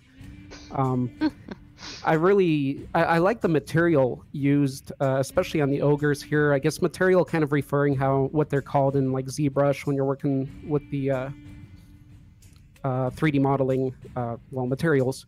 It has that kind of waxy look to it. Really nice. And what I'd like to see too, since you mentioned that you have that kind of plasticky material for the elves and stuff, I'd like to see that, maybe not so clearly, but I like to see that difference in material too, not just like texturing, but I'd kind of like to imagine like seeing elves kind of otherworldly and seeing that different, maybe more shiny kind of material used on their skin, whereas the ogres are more kind of waxy in appearance. Yeah, I know the guys they wanted to separate them, so I believe that's why it was kind of created like that. Again, like it was dark with the moonlight lighting, made it look a little bit worse than it really was. If it had been taken in the snow or the trees like the ogres were, it would have been a lot different. But yeah. that's what I mean about it. It's just so stupid to take one screenshot and then think, especially this early in the game, to take one screenshot and just not consider that it's just a tiny slice of the whole context. Exactly, and there's a lot of work that goes into each character, a lot. So and, yeah, exactly. And you guys have a track record for delivering. At the end of the day, I think it's fair to say, if I say this here for everybody, I think everybody will be in agreement that VR have always been able to rise the bar to the next level, and just wow us time and again. And it goes with this. These are obviously screenshots. They do look different in game as well. So basically, like you said, Kilsin, these are the first. The first reveals, the first passes, and you guys will continue to do that. And that's the thing, we've had this discussion on character models since the very beginning, since you guys revealed the first time streaming. That was the thing that used to get bashed on the most, was everybody was talking about how bad the characters look. And you guys have always said, you will definitely work on that. But this they were is placeholders, man. Exactly. They were literally cheap store-bought placeholders just to show a character. We didn't want just eyeballs running around with no body. Like, we wanted to show you something. So that's all it was. It was just placeholders. Yeah. So Josh, which character, which screenshot stood out the most for you? Probably the halfling. When I first saw the newsletter with the halflings in it, and looked at that artwork in there, I thought, wow, it's pretty amazing stuff. But they'd never be able to get close to that in the game, because that's normally the case. But I was quite surprised when I saw the halflings and saw how close it actually does look to the actual artwork itself. So that was very impressive for me. But ultimately, the key for me is they can be as plastic as Barbie for all I care, so long as they're running animations and everything actually look realistic at the end of the day. Yeah, for me, so that's key. Nathan? Yeah, definitely the ogres. I was actually in my car when the newsletter dropped, and like an idiot, I was using my phone while driving. I almost got in a wreck when I pulled up ogres because it blew me away. Like, this was when I was like, wow, when like you were talking about earlier, they deliver, like they way over exceed everybody's expectations. But I also want to say that when I looked at these images, I was really very, very impressed with the armor set on each character too, and the detail that went into the axe that the ogre's wearing, and everything. So I really enjoyed them all. I think everything looked really good. the halflings were really cool looking too. I can't wait to see what we can do with those, you know, as far as character creator. Yeah. Lex? Ogre, man. They're my number 2. Yeah, the ogre screenshot did it for me. You know, there was, and I looked at the ogre screenshot and I was like, you know, this is insane. If this is what that actually looks like in game, you know, how can they raise the bar even further? You know, there's just no doing it. You know, that was the most perfectly drawn screenshot, taken screenshot basically that it could ever be done. You know, the whole shadows, the option of using Avandy is, I think that's AVP background in the background there. So AVP is the background, and the way the armor was done, it just looks fabulous. You know, that's an image I would actually hang up on my wall as a poster. Yeah. That's another point too. The armor textures even are coming along very nice. I mean, the chainmail on the ogres looks fantastic, and same with the leather on the elves and the halfling. Yeah. Right, and I would also mention that looking at the weapon work, the detail on that, it actually looks like metal. Yeah, it's incredible. It's really well done. It's definitely and well done. You can see like the little chips in the edge of the axe and the scratches on the shield and stuff. You know, it looks used. It looks real. That's it. The attention to detail, you know, is key. It's the little things that are gonna make the most difference. You can design your classes however you want. You can add, you know, bring in the spells however you want to, you know, kind of feel accustomed to old school. You can bring in some old school mechanics, but at the end of the day, it's going to be all those little minor details that are going to make the biggest difference going forward for an MMO. But yeah, it's brilliant. So let's go and move on and briefly touch on the perception update, because there was quite a bit of information about the perception system came out, and I've got some screenshots as well to share with us. So Baz, do you have any reference in your head, in the top of your head, about the perception update? Perception check failed.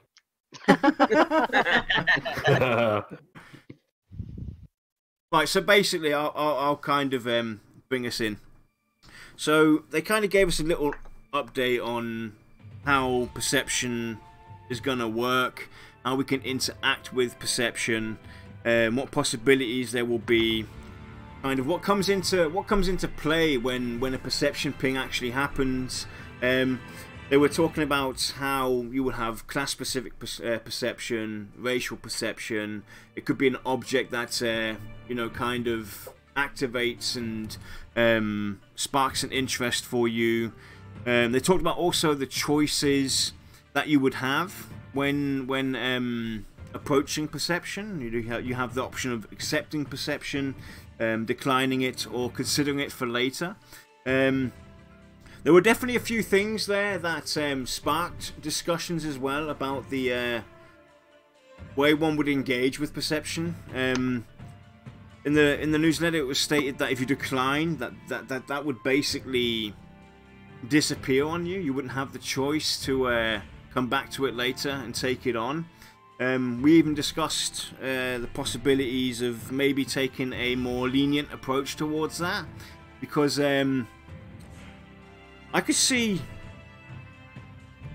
some people getting upset if they, you know, accidentally declined, or, you know, they weren't paying attention, they clicked that decline button, and they would be able to take on that quest again. But, you know, this is sidetracking anyway from the whole perception update in general. But the information given there was definitely a more than needed update, because we've seen and heard perception quite some time. And the reveal of what their bigger plans are going forward definitely made me very happy to hear the approach that they want to take with the perception. It's always been about the perception for me when it comes to mechanics. Man, Maddoguk, did you go over the perception? What did you think about the update? Yeah, again, the class-specific perception was quite intriguing to me. I quite like the idea of that. In terms of the so there's racial as well, if I recall. Is there any sort of environmental perception, weather-based, that type of thing, or is that something that's not really been sort of discussed yet? There is possibility for that stuff. Yeah, perception is a huge undertaking. We can add it to nearly any. Yeah. Yeah. That was actually the last question of the perception piece of the newsletter, is whether or not weather, climate, and even the day-night cycle, that all plays a part in the perception system. I think that actually, for me personally, that was one of the coolest takeaways from that. Definitely. Vadd, did you have give it a read, and did it excite you even more? They had me at hello with perception back at the beginning. You know? Definitely. So this it's nice because it kind of went dormant for a while. Information about what the plans were with it, and now with the overview, this high level view of what we can sort of expect and what scenarios and what plays a factor in what we can do. I really cannot wait to get my hands on this system. This looks like a lot of fun. Yeah, it's kind of storytelling, kind of setting the atmosphere for us as players. It feels like perception and the way we interact with the world going forward is going to be very smooth, a very smooth transition. It's going to be like you're almost in a movie. You're wandering about, you're exploring, and something like an object or something in the environment can all of a sudden go off, or racial ability, or your racial perception or class perception. It's gonna be very interesting to see how they how it all spans out, and it does sound like it's going to be a very smooth experience, and kind of bring that immersion even closer for us going forward as players. That's one of the nice things about the way it's approached, because you think about it's a way to approach lore in the quest system inside the game, right? But it's not as jarring as like an exclamation point overhead, and you go and you just open it up and there's a wall of text. I look at it like when you're walking through and these triggers are popping up, kind of feel like it in real life. Like, say you're walking down the street and all of a sudden you smell smoke. Well, then that's basically like a perception trigger for you, right? In real life, it's the same kind of feel where it feels part of the world, versus just something that, hey, there's a fire 2 blocks over, Yeah, definitely. Chai? Yes. What did you think about the perception updates?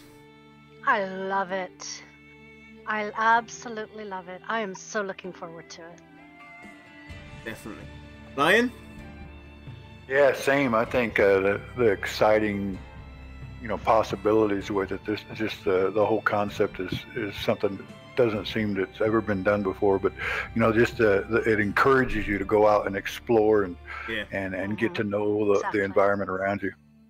Another thing that's intriguing as well, and I want to see where VR will go with this, is the fact that we will be even to engage with perception with faction as well. That definitely sounds very, very interesting. How faction is going to coexist and be interactable with faction itself. Be it environmental faction, be it your personal faction that you have going forth. It's definitely very interesting, and I can definitely see a lot of depth go into that as well.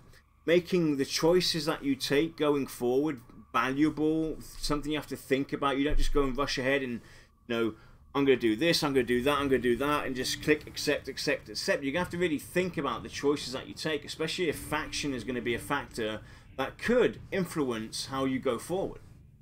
Oh, definitely. Well, for me as well, I think it's also a case of even level-based, how the perception can actually affect areas that you've been in before. Maybe you've passed through areas at a much lower level and your perception hasn't picked up anything. Meanwhile, you come back at level 40, 50, all of a sudden new things open in those old areas, and it's just going to be quite layered, I think, ultimately in how it's going to be used. And I don't think VR have even scratched the surface of getting the perception in the game properly. Yeah. No, not at all. It's very in depth, and we've got huge plans for the perception system to be in amongst a lot of systems and features in the game. So, yeah, I Brilliant. think definitely watch this space. Lovely. Chris? Perception. I was a little nervous at the beginning when I started learning about the perception system. What I didn't want it to be was that line from Starship Troopers, "Would you like to know more?" That sort of thing, which just sort of Yeah. through the rest of the world. But when I read in the newsletter, I think Joppa was talking about another MMO that he's played. I took my eyes off the mini-map and I started looking at the world. That's exactly what I want in pretty much any game that I'm going to play, especially a role-playing game. So it's looking like it's going towards that direction, which is just thumbs up for me. So cheers. Nathan? Yeah, the immersive factor of it all. So Pantheon would have been immersive with or without the perception, just because role-playing games built with a beautiful world with a lot of attention to detail in the lore and everything, and then it being a difficult game as well, that already gets you immersed. The perception's kind of like the icing on the cake. It's really going to get us in. I'm going to be the annoying guy in the group, stopping the whole group like, hey, I know we came here to do this, but I just got pinged. We got to check this out, you know. And You and Jarn. Then I'll group with you. Nice. Yeah. And I'll be right behind. It might be perception for them, but for Shy and me, it'll be the shinies. All I can say is, I recommend everybody stack up on notebooks. So that you can take notes. You won't need to. You'll have a notebook in the game, won't you? And we don't know. A journal, right? We hope so. We hope there'll be notes of some. Because I'm with you there, Nathan. You know, I'll be the one annoying the group here, and they'll be like, no, we're not going to do that now. And I'll be like, all sulking and upset and stamping my feet like a little child in a corner. But I want to do this now. So yeah, I'll take notes. That was deep. I'm going to have to deal with, right? But one more thing that I haven't heard anybody bring up that I always think about with the perception system is not that it's going to make it impossible, but it's going to make online guides very hard to make and follow, right? So there's so many variations to what pings a perception that this kind of brings us into a new era of MMOs, because there's so many factors in play on some of these perception pings that it would be hard to say at this time of day if you're this class and if this that then this. You see what I'm saying? So it kind of brings that mystery back, and I love that. You and me both walk past the same spot. Fantastic. Yeah, if you and me both walk past the same spot at the same time, we could have completely different pings for our perception depending on our perception level and our previous actions. So yeah, trying to write guides on that is going to be. That's awesome. And you're also going to, but just to clarify though, there will also be static perception pings as well. But this goes down to what Brad said a few months ago. He wants to create a world, and this is how you do that. Because perception is going to feel very natural, like Kilsin just said, and Nathan, it will trigger differently for certain individuals at the same time, at the same spot. But it might also trigger only for the one, whereas the other one doesn't get it because maybe his insight or his perception level isn't high enough, or it's not for that particular class maybe, or for that particular race at that point. And that's just so intriguing. It makes the game feel alive, and again, to stress it, it's bringing Brad's vision of creating a world rather than just a game even that much closer. So yeah. Exactly right. Arthur? I'm just curious. I'm looking forward to seeing how it progresses and everything. I already like that little scroll. I mean, I know that's kind of a placeholder right now, but I like the feeling that they're going with Pantheon and keeping these kind of images and feel to it rather than making everything just modern and then attractive and overcolored, oversaturated. I'd like to. Yeah. I'm curious how the perceptions. Early, so I don't want to get into too much of it, but I'd like to see how they actually trigger our perceptions during the gameplay, because right now it's more visual, but instead of just having a sound that pops up that's very game-like, I guess, rather than real life, you know, every time that pops up the screen, maybe have a preset of different sounds to different types of perceptions, so it doesn't just trigger you visually, but also like your hearing or maybe another visual aspect. I mean, there's only so much you can do. That's a good idea, mate. Yeah. I actually do like that idea because it will kind of, you know, that tone, that particular sound will come accustomed to us very quickly, and you'll automatically kind of have like tunnel vision when it comes to that sound. You'll know, oh, perception. So you'll automatically have it triggered in the back of your head, knowing going forward. But if there was like different visual cues or different audio cues based on whatever we're interacting with, is it a racial perception, a class perception, is it an object we're interacting with, that's, you know, triggering this, I think that would go even further to bring in the immersion, you know, more to the forefront. Yeah. Yeah, almost makes you more genuinely curious rather than just knowing it's another branch, you know? Yeah, that's it. No, that's a great idea. What about you, Lex? Are you still excited? Well, I'm going to start this off with, you know, admitting that perception is one of the things that I was very skeptical about. And the more I hear about it, the more I enjoy it, because, you know, my main problem was if you do too much of it, it's not important. If you do too little of it, it's like, why bother? But the more and more I kind of reflect on all the information that we've been given, the more I feel like it's a more truly organic way of questing. Now, because it's not the sole method of questing, I'm really not that concerned anymore, but I can genuinely see myself becoming excited to do some of these perception quests. There are a few minor concerns still. I mean, for example, if we're attacked by something, I'm just going to hit the first button that I can. If I dismiss it, well, did I just like royally stick it to myself and miss something that was really cool? Or so, but I'm gonna keep the faith. Yeah. Note to devs, make sure it defaults to maybe later. Yeah. Well, you know, that's also the confusing part though as well. I remember Jopper, you know, when he talked about the perception, he mentioned that basically at any point in time, it doesn't matter if you've done the prior steps or the prior perception, you could join in with that person or with that group that are currently, you know, doing this, you know, doing a perception ping, and join in on their endeavors. So that kind of makes me ask if Lexa dismisses that, but I take the quest, for instance, I accept it, will Lex still be able to engage in that? Because that's how I understood it from what Jopper told us back in the day. So maybe at some point VR can clarify that once they have it all nailed down. Yeah, absolutely. Mate, Chris Perkins, Jopper would definitely be able to touch on that and do a better job of explaining it than me at the moment. But it is still very early.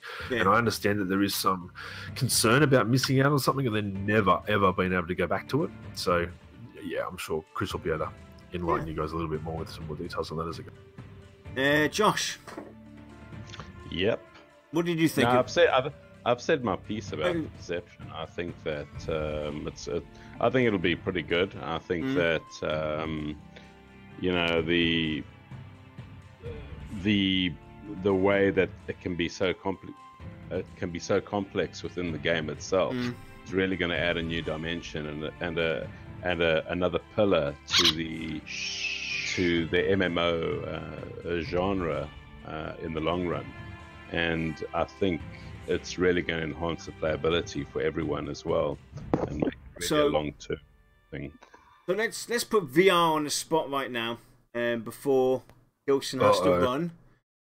Everybody in chat, who would like if VR have something designed already in that area, perception, would love to see a stream where VR show it off a bit more in detail. Who in chat would love to see that? Press 1 for yes. Type in 1 for yes and 2 for, no. 2 for I'd rather watch kittens. Yeah, well, we'll just put VR on the spot, because I definitely would love. I've been talking about perception ever since. I'm with Vadd on this. They had me at hello, and I would definitely love to see something, because they've talked about, perception here and there. It's looking rather unanimous here, guys. No pressure, Kilsin. Oh, look, I was going to do it, but Bazgrim's not on board, mate, so we can't have a unanimous... I know all of this. Way to ruin it. Shutting it down. Ruined it for all the kids. Honestly, that's a great idea. This is why we can't have nice things. Because the reason I'm bringing this up is because when you guys did the revealing of a city, the making of a city stream, it wasn't a long stream, but it was still very informative, very entertaining, and the revealing perception maybe in a bit more detail for a half an hour stream or whatever it would take. I think a lot of people would love to see it, because you guys keep on hinting at it, but we don't really see it. Make it a community. No, the reason why it's very detailed, like it's very in depth, man. It's a lot of work. So when we can get it, maybe in Further, maybe if we can we want that to be our go-to demo zone to show like that's just one fully fleshed out killer zone, and that's what we're going to base all the other ones off. So maybe Further, when we're ready in a few months to show that off, we could do that. So I'll give that feedback to the guys, and we'll see what we can do. Try and focus the next one, or when it's ready, the first stream available after that, on more of an in-depth perception kind of video, nice short one. Cool. So you also have to leave us now and take other responsibilities. Yes, and, I have to run. I'm very sorry. The visitors rocking up, so I can't stay long. No worries. I think, as much as I'd love to. I think we can manage finishing off the rest here. I'm pretty confident we got this, and thanks for joining us, Kilsin. It was definitely a blast having you on. Thank you, Kilsin. Really good. Thank you. You are welcome. Thank you very much. It's a good holiday if we don't get to talk to you before. Exactly. Yeah. Have a great holiday and a wonderful New Year. You guys too. Thank you very much. Love coming on the show, man. So thank you. Any opportunity I get, so I can't wait to the next one. I look forward to it. I'll see if I can grab another dev to come with me too. Special surprise, maybe. Yeah, bring what's her face. Maybe what's her face? Wow. Linda? Wow, dude! I'll see if I can get Linda to tag along. Yeah, say anytime you're bored, you know where to find us. Yep. Yeah. Alright, and Kilsin. Take care, man. Thanks, guys. Have a good one. But up. Take care, Kilsin. See ya. You too. Bye. So, Now I'm excited. Kilsin's going. Stream over. Stream over. Stream over. We're not quite there yet, and we didn't quite make it to December because we know December's not quite finished yet. So, we couldn't tickle Kilsin, a bit maybe to see if anything comes. But let's carry on. So, Bazgrim. The next one was your interview with Ben Dean, revealing the streamer program. Yeah. So, fill us in, man. Yeah, that's something I had been wanting to do for a very long time. At least a week. At least. It's about 8 days. No. No, I mean, well, TwitchCon 2017, that was October, I think. That was like over a year ago, when we first heard that there even was going to be a streaming program. That's when they first started having people sign up.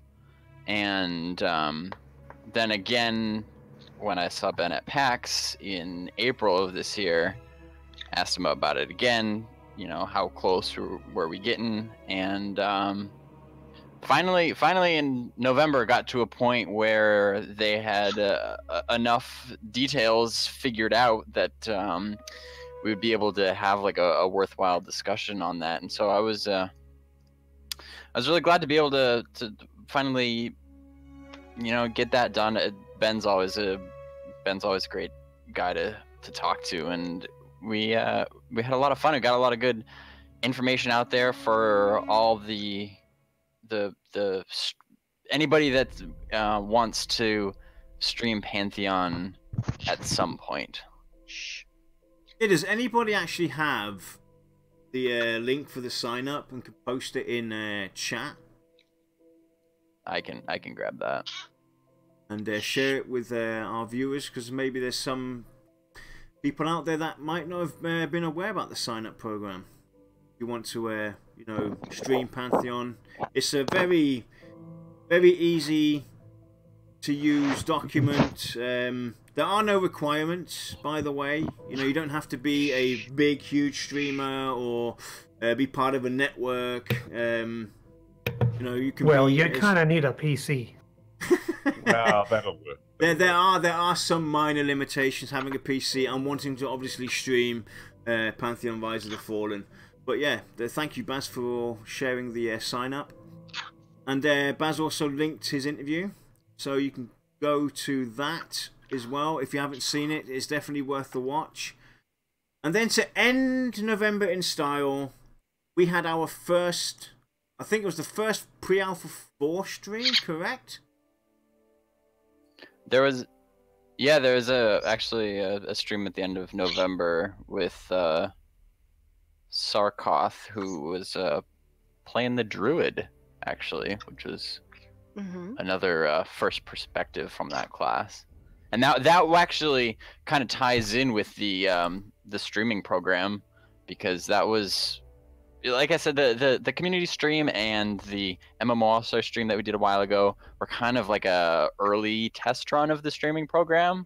But the interview that I did with Ben kind of really kicked it off into the full-fledged streamer program. And the summary of the interview is that anybody can sign up. Like I said, there's no restrictions, but the streamers will be kind of phased in. There's kind of like a vetting process that they go and they check out each channel and then kind of decide when the best time to bring them actually into the game would be. And there's a lot of different factors that go into that. But yeah, right after the interview that I did with him at the end of November, they did kind of that first wave where we had a couple streams back to back with a handful of the streamers in the community that we hadn't seen stream the game before. The first one was Sarkoth, Fit for Gaming, and Nibori from the Gamers Fitness group. They did a stream in Black Rose Keep, and that was cool to see. Yeah. And that was basically how November kind of ended. And then obviously we're now currently in December. And they kicked it off as well with a stream, like you said, back to back. The streamer program, and they had Mr. Happy, Alex Sensual, and Kidrich, if I'm not mistaken. Yep, that's absolutely right. And go ahead. No, go on, Baz. I was just gonna say, like, again, with the streamer program, kind of the overall philosophy behind it is, for one thing, to get more exposure for the game, because that's always good. So these streamers had never streamed the game before, so you're reaching brand new audiences. And Ben Dean and Joppa were in the group with them to kind of answer questions and give people an introduction to the game. But it's also, like Kilsin kind of alluded to earlier, it's also to support the community, and it's kind of like a thank you for the work that these people put into the community, because that really is one of the primary factors that determines how early streamers are actually brought into the program and allowed to stream, is how frequently they're kind of like investing in the community, how often you're interacting on the forums and Discord and, you know, making YouTube videos, whatever the case may be. Like the more active you are in Pantheon, the earlier you'll get in. So it was like I said, it was really cool to see the first wave brought in. Yeah, and actually seeing the druid, and we'll quickly touch on the druid, because the druid is definitely a class that has, you know, sparked me, and actually been a, you know, I've been a druid for, you know, 12 years exclusively in EverQuest 2 playing the Warden. So it was definitely something that really interested me to see how the druid would play, and especially when Jopper teased everybody with the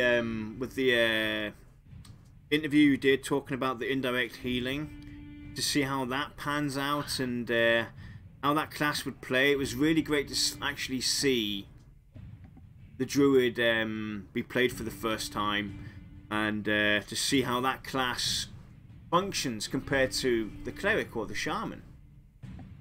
So I got to ask, what were your guys' initial thoughts when you first saw the druid? And we'll start with you, Maddoguk. Yeah, the druid. I mean, I'm more of a ranger player, but yeah, rangers and druids do share a similar role, apart from a healing perspective. So I've not really looked into the druid too much.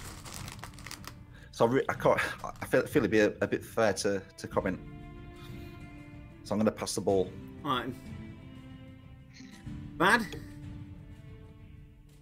I didn't watch the stream. What? Why not? That's it, mister. You go to your room and you'll get no dinner. To be honest with you, the last two streams I did, I didn't even know they existed until like after they were done. So Yeah. I just haven't gone back yet. They weren't really like Okay, advertised. Well, that's an important clarification, I think, about these streamer programs, is like they're not all going to be announced on like all of Pantheon's social media and everything. Like I said, I mean, because or else they're, especially going into 2019, there's going to be a lot of them. Like they would be bombarding all of the social media followers if they announced every single stream. And that's a good thing. It's a good thing that there's going to be that many. So like I said, because it's more directed at people that don't already know about the game, and also, you know, it's also a way for the streamers to kind of help build their channel too, because, you know, it's nice to be kind of on the cutting edge of streaming a new game and being one of the first to stream the game. So it's kind of up to the streamers to do the advertisements themselves. You know, and I try to keep a close eye on things, and I'll like retweet them on my own Twitter account and stuff like that. But they're not official streams, because they're usually not going to be showing off anything new, like new zones or anything like that. That stuff usually goes to Ko, because he can just pull in huge audiences. So they're not quote unquote official, because as far as the core, you know, the audience that already is pretty familiar with the game, it's not going to be a whole lot new to it. Obviously, I would encourage everybody to still watch them and support them, and you might still learn something here or there. But I actually am pretty sure it was not really intentional to have the druid in that stream, actually, because the class is just not done. Not all the abilities are there, so I don't think it's really at a fair point to really assess it and analyze it too much. Definitely. Do you think that if we're gonna get more community streams, you know, frequency wise, is that gonna harm with the current amount of content that's in the game? People getting restless and they're seeing the same thing over and over again? It's a very real possibility. It's a fine line. Point. I mean, it's up to the viewer though. Like, if you don't want to get burned out on Black Rose Keep, then nobody's forcing you to watch them. You know what I mean? True, but you know, when everybody's salivating for more information, I think that's kind of tough. it is something that is very difficult to actually approach from, you know, the gamer's point of view, as well as a developer. Because as a developer, I mean, let's look at it from VR's perspective here. The more that they reveal, the less that they have to wow you when you actually log into the game for release. You know, it's kind of like giving up the goods before, you know, Christmas. Or for example, if you opened all your presents a week before, Christmas probably wouldn't mean a lot to most people.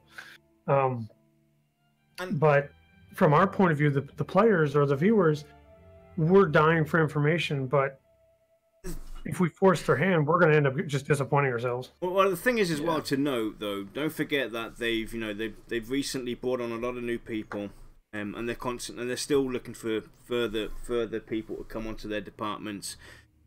And I think, while you may be right, Bazgrim, I don't think it's going to be, you know, I don't think we're going to see a major explosion in 2019.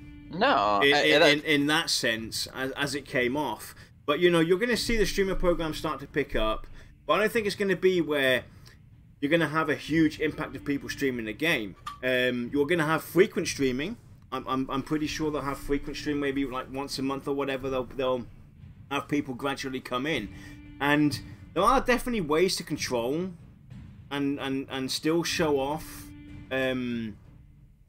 different aspects. I mean, Avendia's Pass, for instance. I'm sure there's plenty more that they could show off than just the, you know, the ogre camp that we've seen, and that little village that leads, you know, to where the perception pin kicks off. There are certain areas that, you know, they can control group people. You know, we still have to abide, or the, you know, the people that own the streamer program still have to abide to some kind of rules and regulations of what they would do. So VR would help themselves as well by controlling what their groups do and asking them to go to certain areas. And I think that's what would help us all from that burnout. Rather than everybody wanting to go to BRK, or wanting to go to Hownia's Cave, or wanting to go and do this, or wanting to go and do that. And Lex is absolutely right, you know. You don't want to reveal too much either at the same time. So, it's about timing, kind of, and what kind of control they put on it. I think they should kind of all over it, because there's big, like, YouTubers like Boogie. And most people don't even know he's supporting it, but he had an interview early on about the game with Brad, I believe. So he's quite a big fan with millions of followers.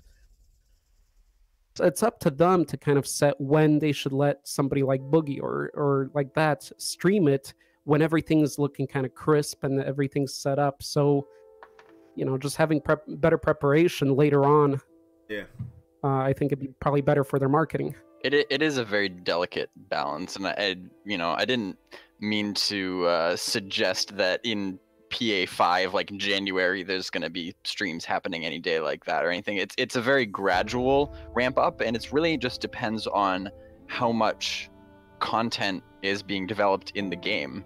You heard it first. Bazgrim just confirmed PA5 in January. Yay!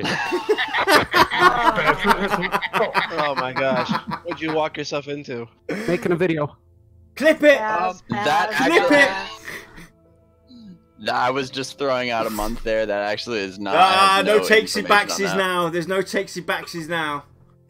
You know, if Fairthou is going to be the reference zone, there's definitely an opportunity for multiple community streams where I don't think we would burn out if it's, you know, if every feature is supposed to be in it's going to be in it. So you'll have some perception, you might have some there's to be some crafting perhaps, or, you know, outside dungeons, inside dungeons, harvesting too. And then you got the, you know, the weather, hopefully, you know, that's the one thing. If they're talking about having a fully fleshed out mechanics, the whole shebang, I've got to ask you guys, what is going to be the most exciting thing for you guys to see? I've already revealed what it's going to be for me. If the login screen. If Faithal is going to be that reference zone that has everything in it, I can't wait to see how the weather affects us. That's it for me. What about you, I'm gonna backtrack. I'll let you. Because I already dug myself in a hole. Well, actually, I would be willing to bet money against what I said that PA5 will not be in January. I'm just being very clear with everybody. I don't know when PA5 is. I would actually, based on what the newsletter said, I actually think it's extremely unlikely that it would be in January because there will be a very long gap.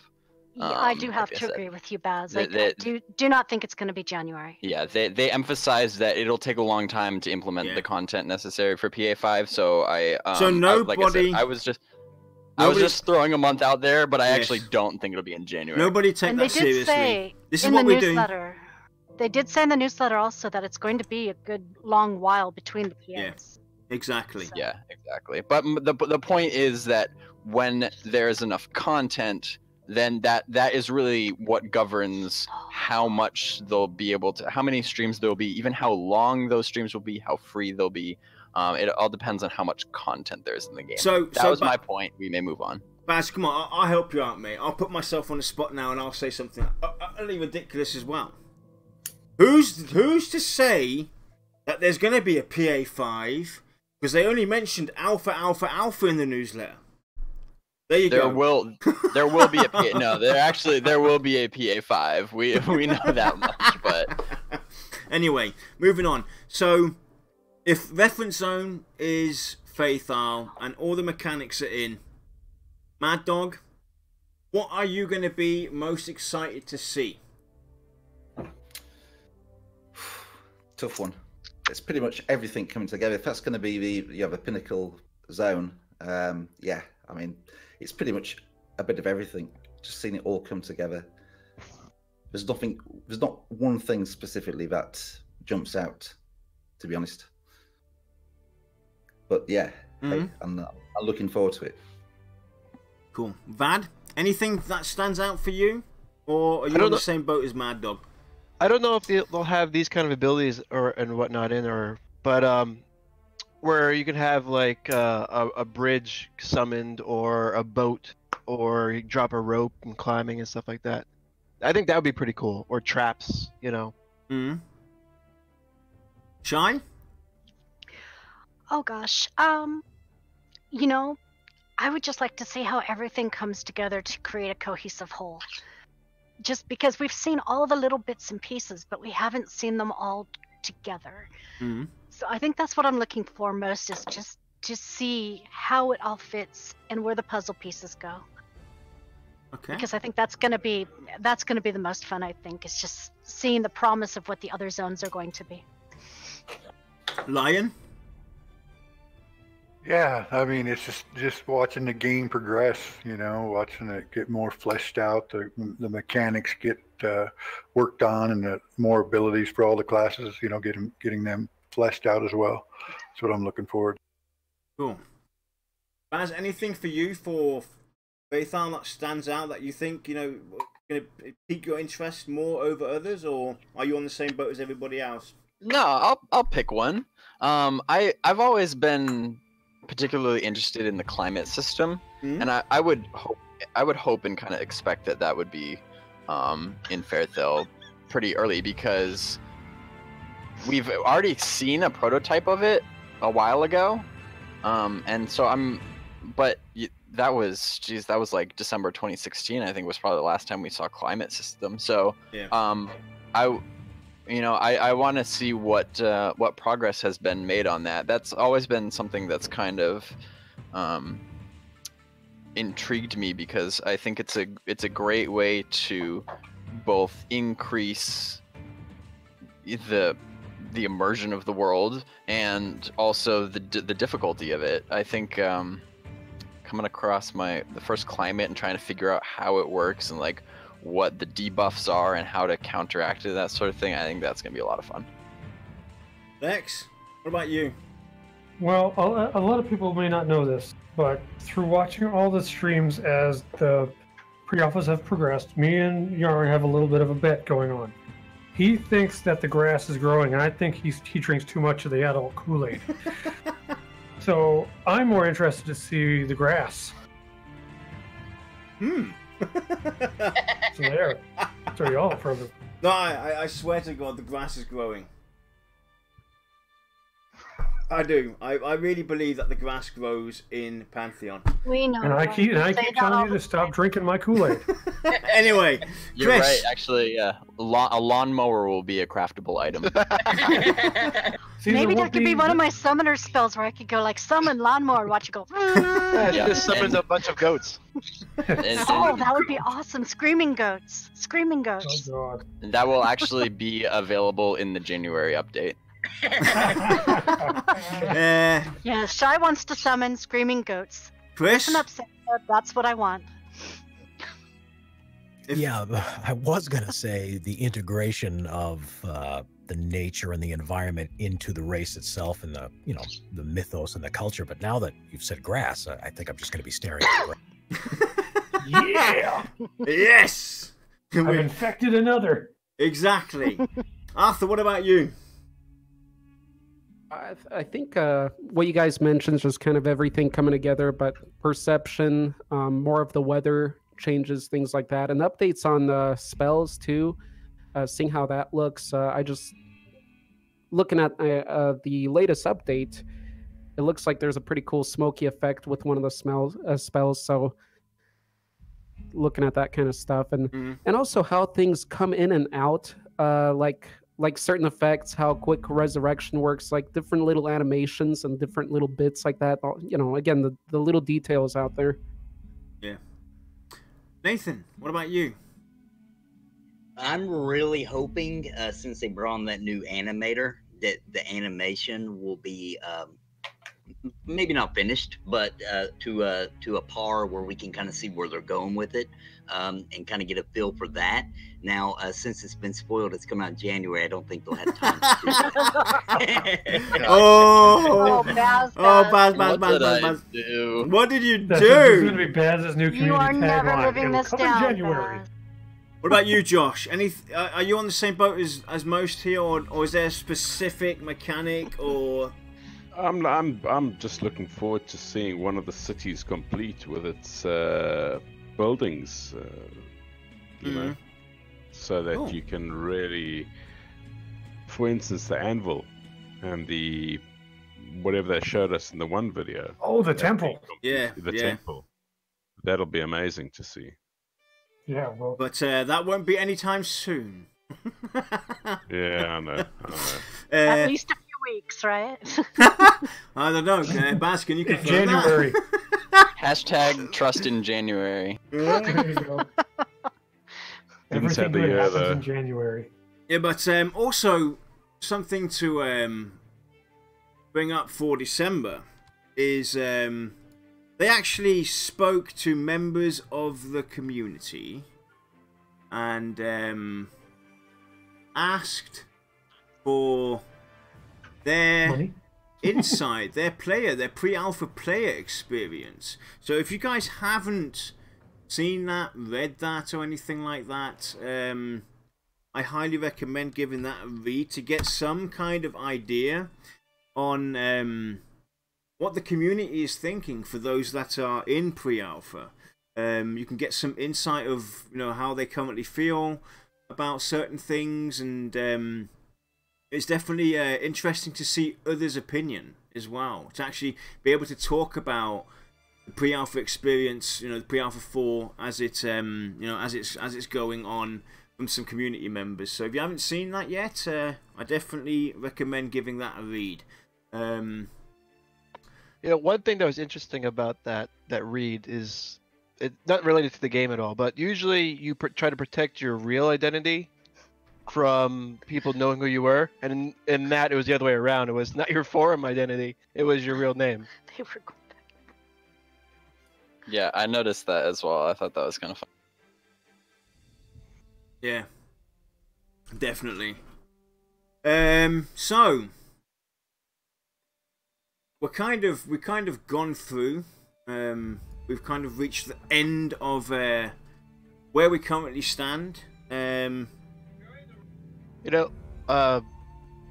One thing, Yarn, that we did kind of skip over was the information about the crafting in October. Oh, Baz, again, really? He was waiting for January. God. This is not my day. Welcome to my everyday. It's all Now, good, man. I will say, in my defense, I mean, we've been talking for 2.5 hours now, which is great. Trust me. But Which is exactly my two goal hours and with 15 this minutes more than anyone wants to hear Yarn talk. the outline that I came up for this was really it was not intended to be comprehensive. Obviously, we don't have enough time to talk about everything that happened in the past. Oh, I got plenty of time, dude. I got plenty of time. We're going all night. No, Lordy. Me personally, I kind of picked out the highlights. I think the things that were really new or really stood out as kind of groundbreaking for the game.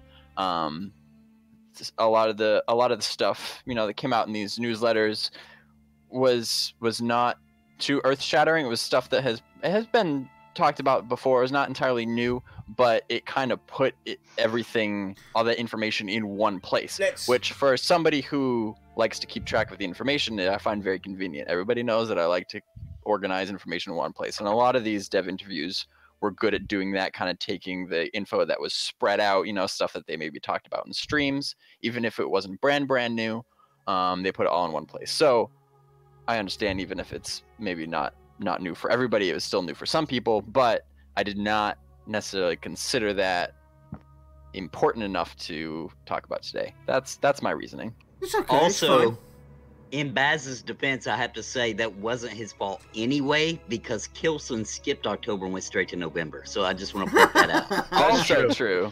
Thank you. Oh, that's right. Blame the guy who's not So here. Vadd, would you like to talk about that or? No, because Baz just downplayed it. It doesn't matter now. All right, so we're not going to talk about that. But let's go and move on. And Mad Dog, you got something special happening with Pantheon Radio at the moment, right? So we've got a Christmas competition running. There's a chance to win a alpha pledge, and you can head along to pantheonradio.com. Just click on the snow orb, answer 4 questions, and we'll be pulling the winner out at Christmas Eve. So the closing time is midnight Christmas Eve Eastern time. We've also got a few new spoof ads. We've added for one of them is a summoner, which is pretty good. So we're effectively just keeping the continuity going. Chris Kane and Nathan and Def from Battleaxe recently joined us. So we're broadcasting summer reruns every week. Other than that, was also Pixel Debauchery. He's got a special Christmas holiday show coming out, I believe, on the 22nd with Ben Dean and Lex as well. I think. Yeah. I think I was there. You were, apparently. I guess so. Yeah. Other than that, I guess at the moment we'd like to start doing some sort of monthly news bulletin, so like a 5-10 minute summary of the community and development news. So if anybody wants to volunteer, please get in touch. Cool. So Vadd, anything exciting going on for you at the moment? Moving to a different state in 2 weeks. It's about as exciting my life is right now. That's a big step, actually, especially when you're in the US. If we move to a different state over here in Germany, you can almost spit across it. But the States is big, so wait, where are you moving to? Where are you moving from and to? You would share that. Yeah, I'm going from New Jersey to Pennsylvania. So Ooh, you're gonna be my neighbor. You live in Ohio, right? I do. Okay, well, we can come when Pantheon's out. We can make LAN party arrangements, and we'll go from there. Hell yeah! Party at Lex's house. Everybody heard it. Right. just bring me some booze, and you're welcome. So Baz, anything? Oh, go on. Am I the odd man out when it comes to everybody that's here? Everybody is part of some sort of streaming community or anything like that? Like an actual official? No.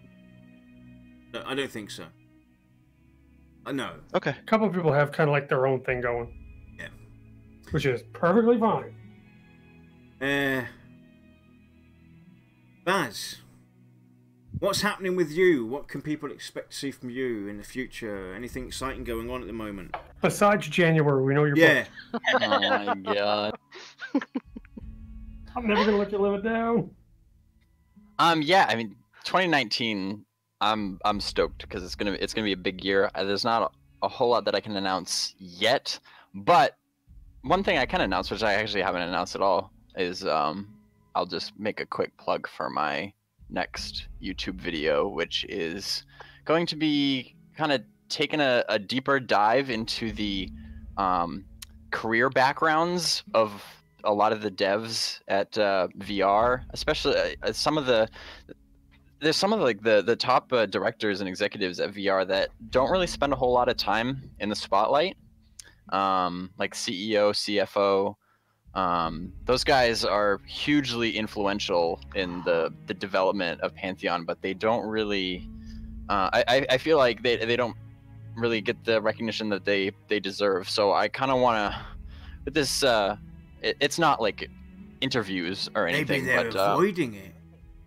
Maybe. Well, I've been doing some research. I did some digging, and I found quite a bit of information as to where they come from, what sort of experience do they have, why are they at VR, and just why are they qualified, and why can we trust them to steer the ship of Pantheon in the right direction. So that's gonna be dropping next week. Because Baz is booked in January, so. Yeah, I gotta get it in before then. Yeah, Baz, I feel sorry for you, mate. But hey, we're unscripted. This is what we do. Chris, anything exciting happening for you? What can we expect? Anything in the pipeline? 2019 Pantheon. What is it for you, mate? Well, I'm going to continue with the lore series that I'm continuing to do, just to support development, or at least try to bring awareness through the voiceover stuff. There's another channel that, like Baz, I'll plug another channel. There's a YouTube channel that I'm involved with called Simple History. It's a large community of young gamers, young game players, I should say. And there's some things that we're going to try to do as far as sponsorship to try to build awareness around alternative gaming. Let's just call it that. So hopefully that will be coming soon, along with the streamer program that Baz was talking about earlier. There might be some opportunities to generate a lot of traffic. I just want more traffic to learn about Pantheon, so I'm trying to generate some traffic in that respect. So that's pretty much what's coming up for me this over the next probably 6 months or so. Cool. Arthur? Are we talking just relevant to Pantheon then? Anything, mate. What's going on? What are you doing? Plug yourself. What's going on with you? I got a lot of monster stuff that, as far as Pantheon, I'm probably going to look into correlating that into the channel a bit further in, especially considering their work I need to put in, and plus we're not a Pantheon channel, so you know how that goes. I've got a monster cast tomorrow here on Discord. We're doing a little podcast talking about monsters of our dreams. Yeah, other than that, I'm still editing my Witcher 3 Wait, why did I have an image of my wife just now pop into my head when you said that? She is so going to smack you. Yeah, because you love getting hit. Just one of those comments with 100 likes. She is so gonna smack you. Now I'm gonna make sure she knows about it so she can smack you. Also coming this January, Yarn's divorce. And no, you can't move in with me.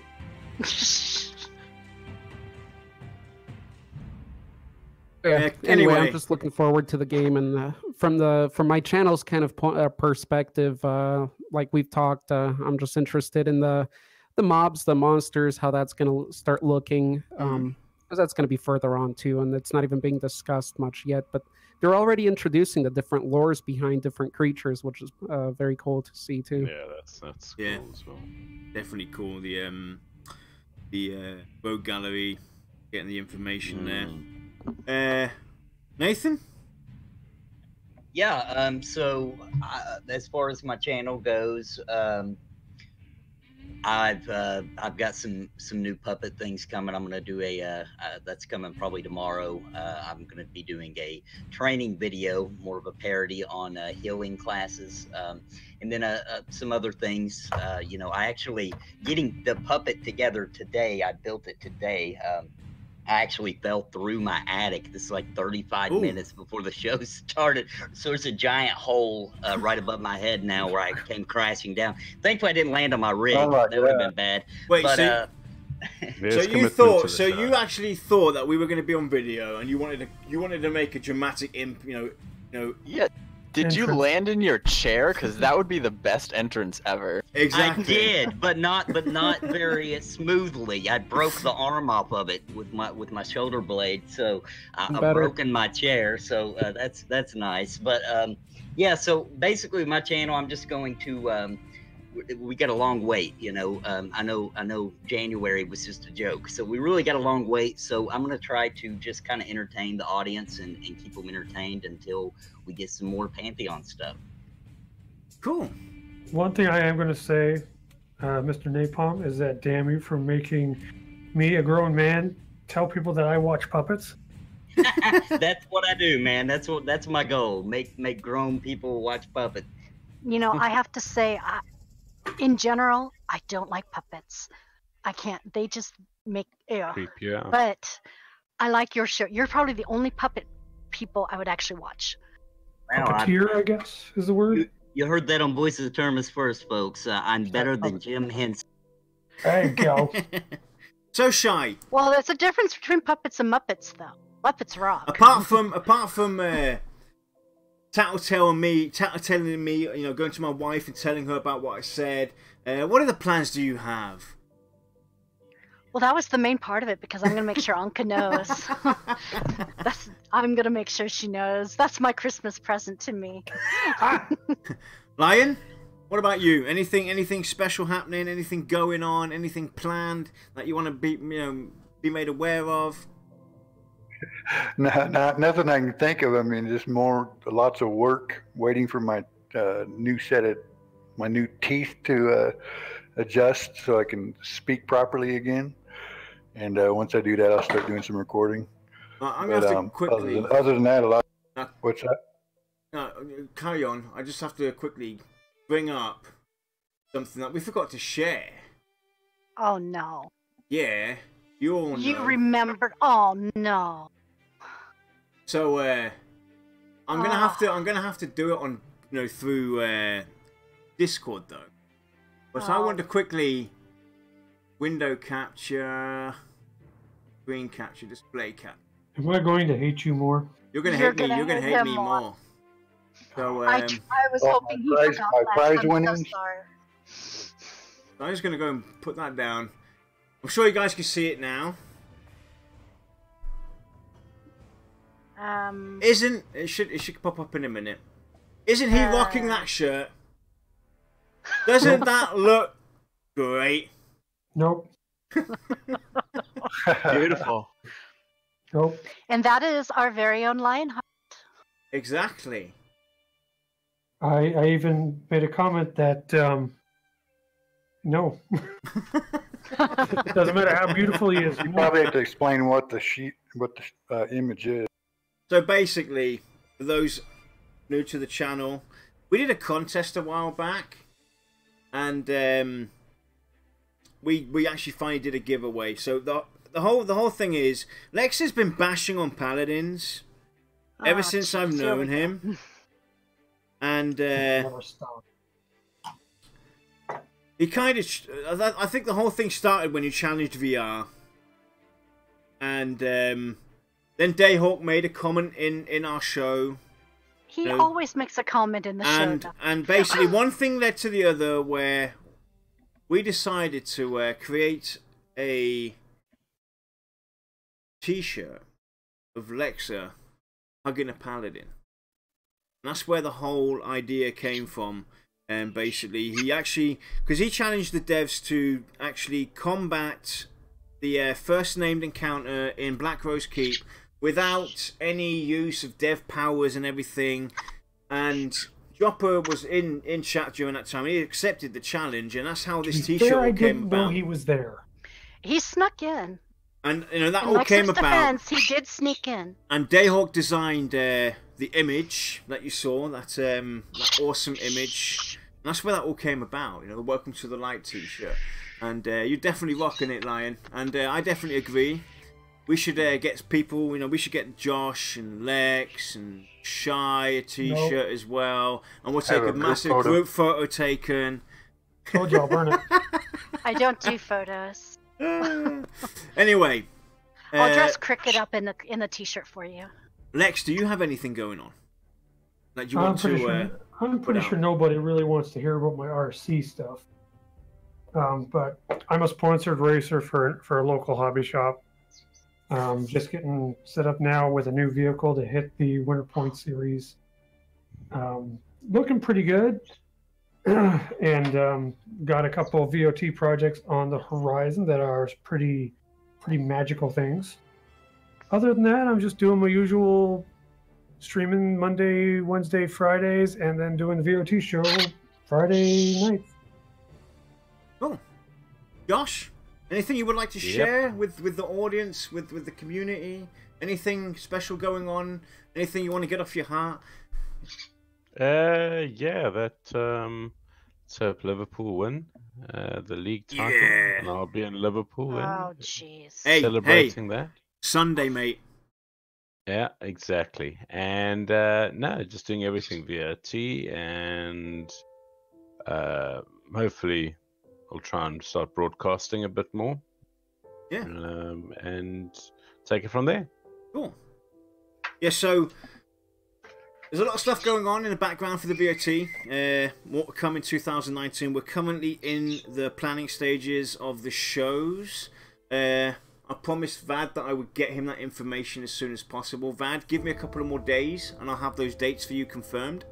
We're having Vadd on the show, by the way, with his awesome ideas back when we interviewed him. We're finally getting those shows on the run.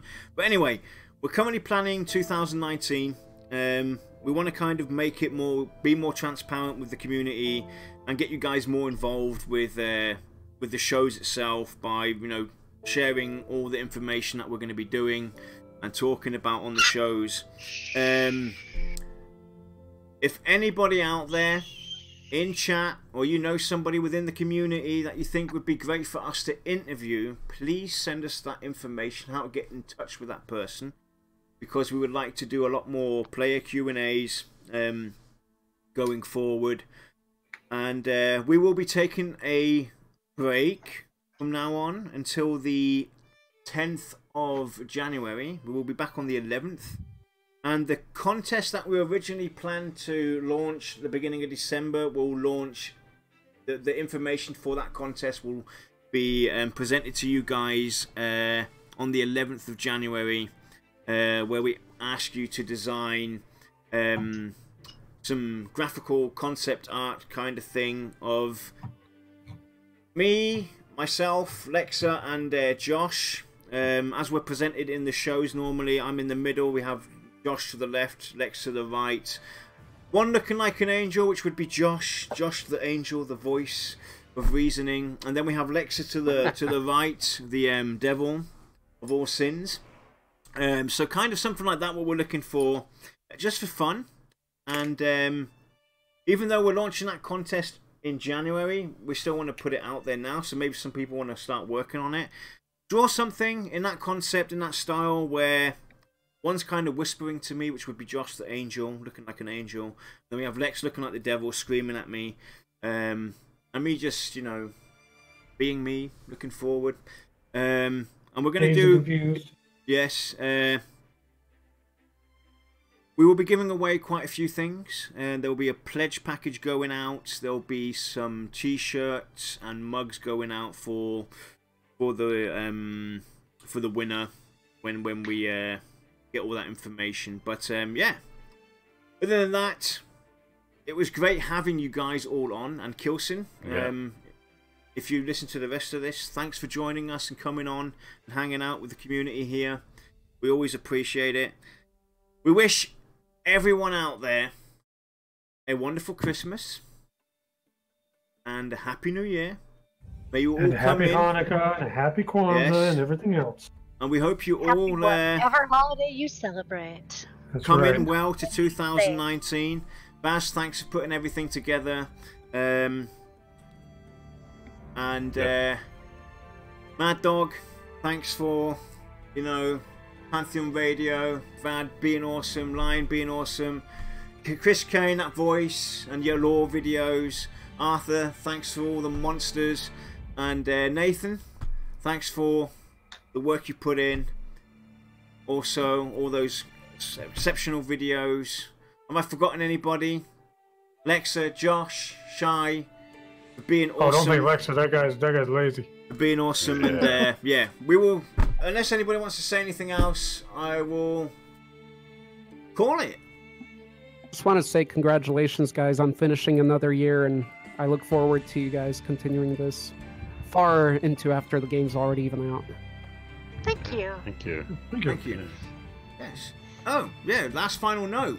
Next year we celebrate 3 years, guys. Can you believe it? 3 years of the VOT show. That's crazy, honestly. Yeah, you guys have been like chugging along since there was barely anything to talk about, yet you guys have been going strong. So yeah, so there's still barely anything. It shows the level of mentality that we have. It's not very high. It's respectable, to be honest. Like I would echo what was just said too, that like, you know, you guys keep doing this for years up until launch and beyond launch. Like it's gonna be crazy. Yes. Yeah. We turn the mouse into an elephant. It's what we do. Yeah. we can talk about the smallest thing and turn it into a big massive debate. You had a whole other dimension of Pantheon that's probably not gonna even be there. Exactly. Anyway, thanks everybody for joining us. We hope you had a blast. We definitely exceeded our initial on air time. I wasn't expecting it to be 3 hours, but hey, how it goes. We're raw, we're unscripted, and we look forward to seeing everybody next year. Again, thank you everybody for joining us today that's here. Mad Dog, Vadd, Shy, Lyonheart, Baz, Lexa, Chris, Arthur, Nathan, Josh. You guys are all awesome, and we'll see you all next year. And Kilsin. And Kilsin. Later. And Kilsin. Cheers, guys. Happy holidays. Cheers. Happy holidays. Bye. Thanks, everybody. Take care. Yeah. Be safe, people. We are out. Bye-bye.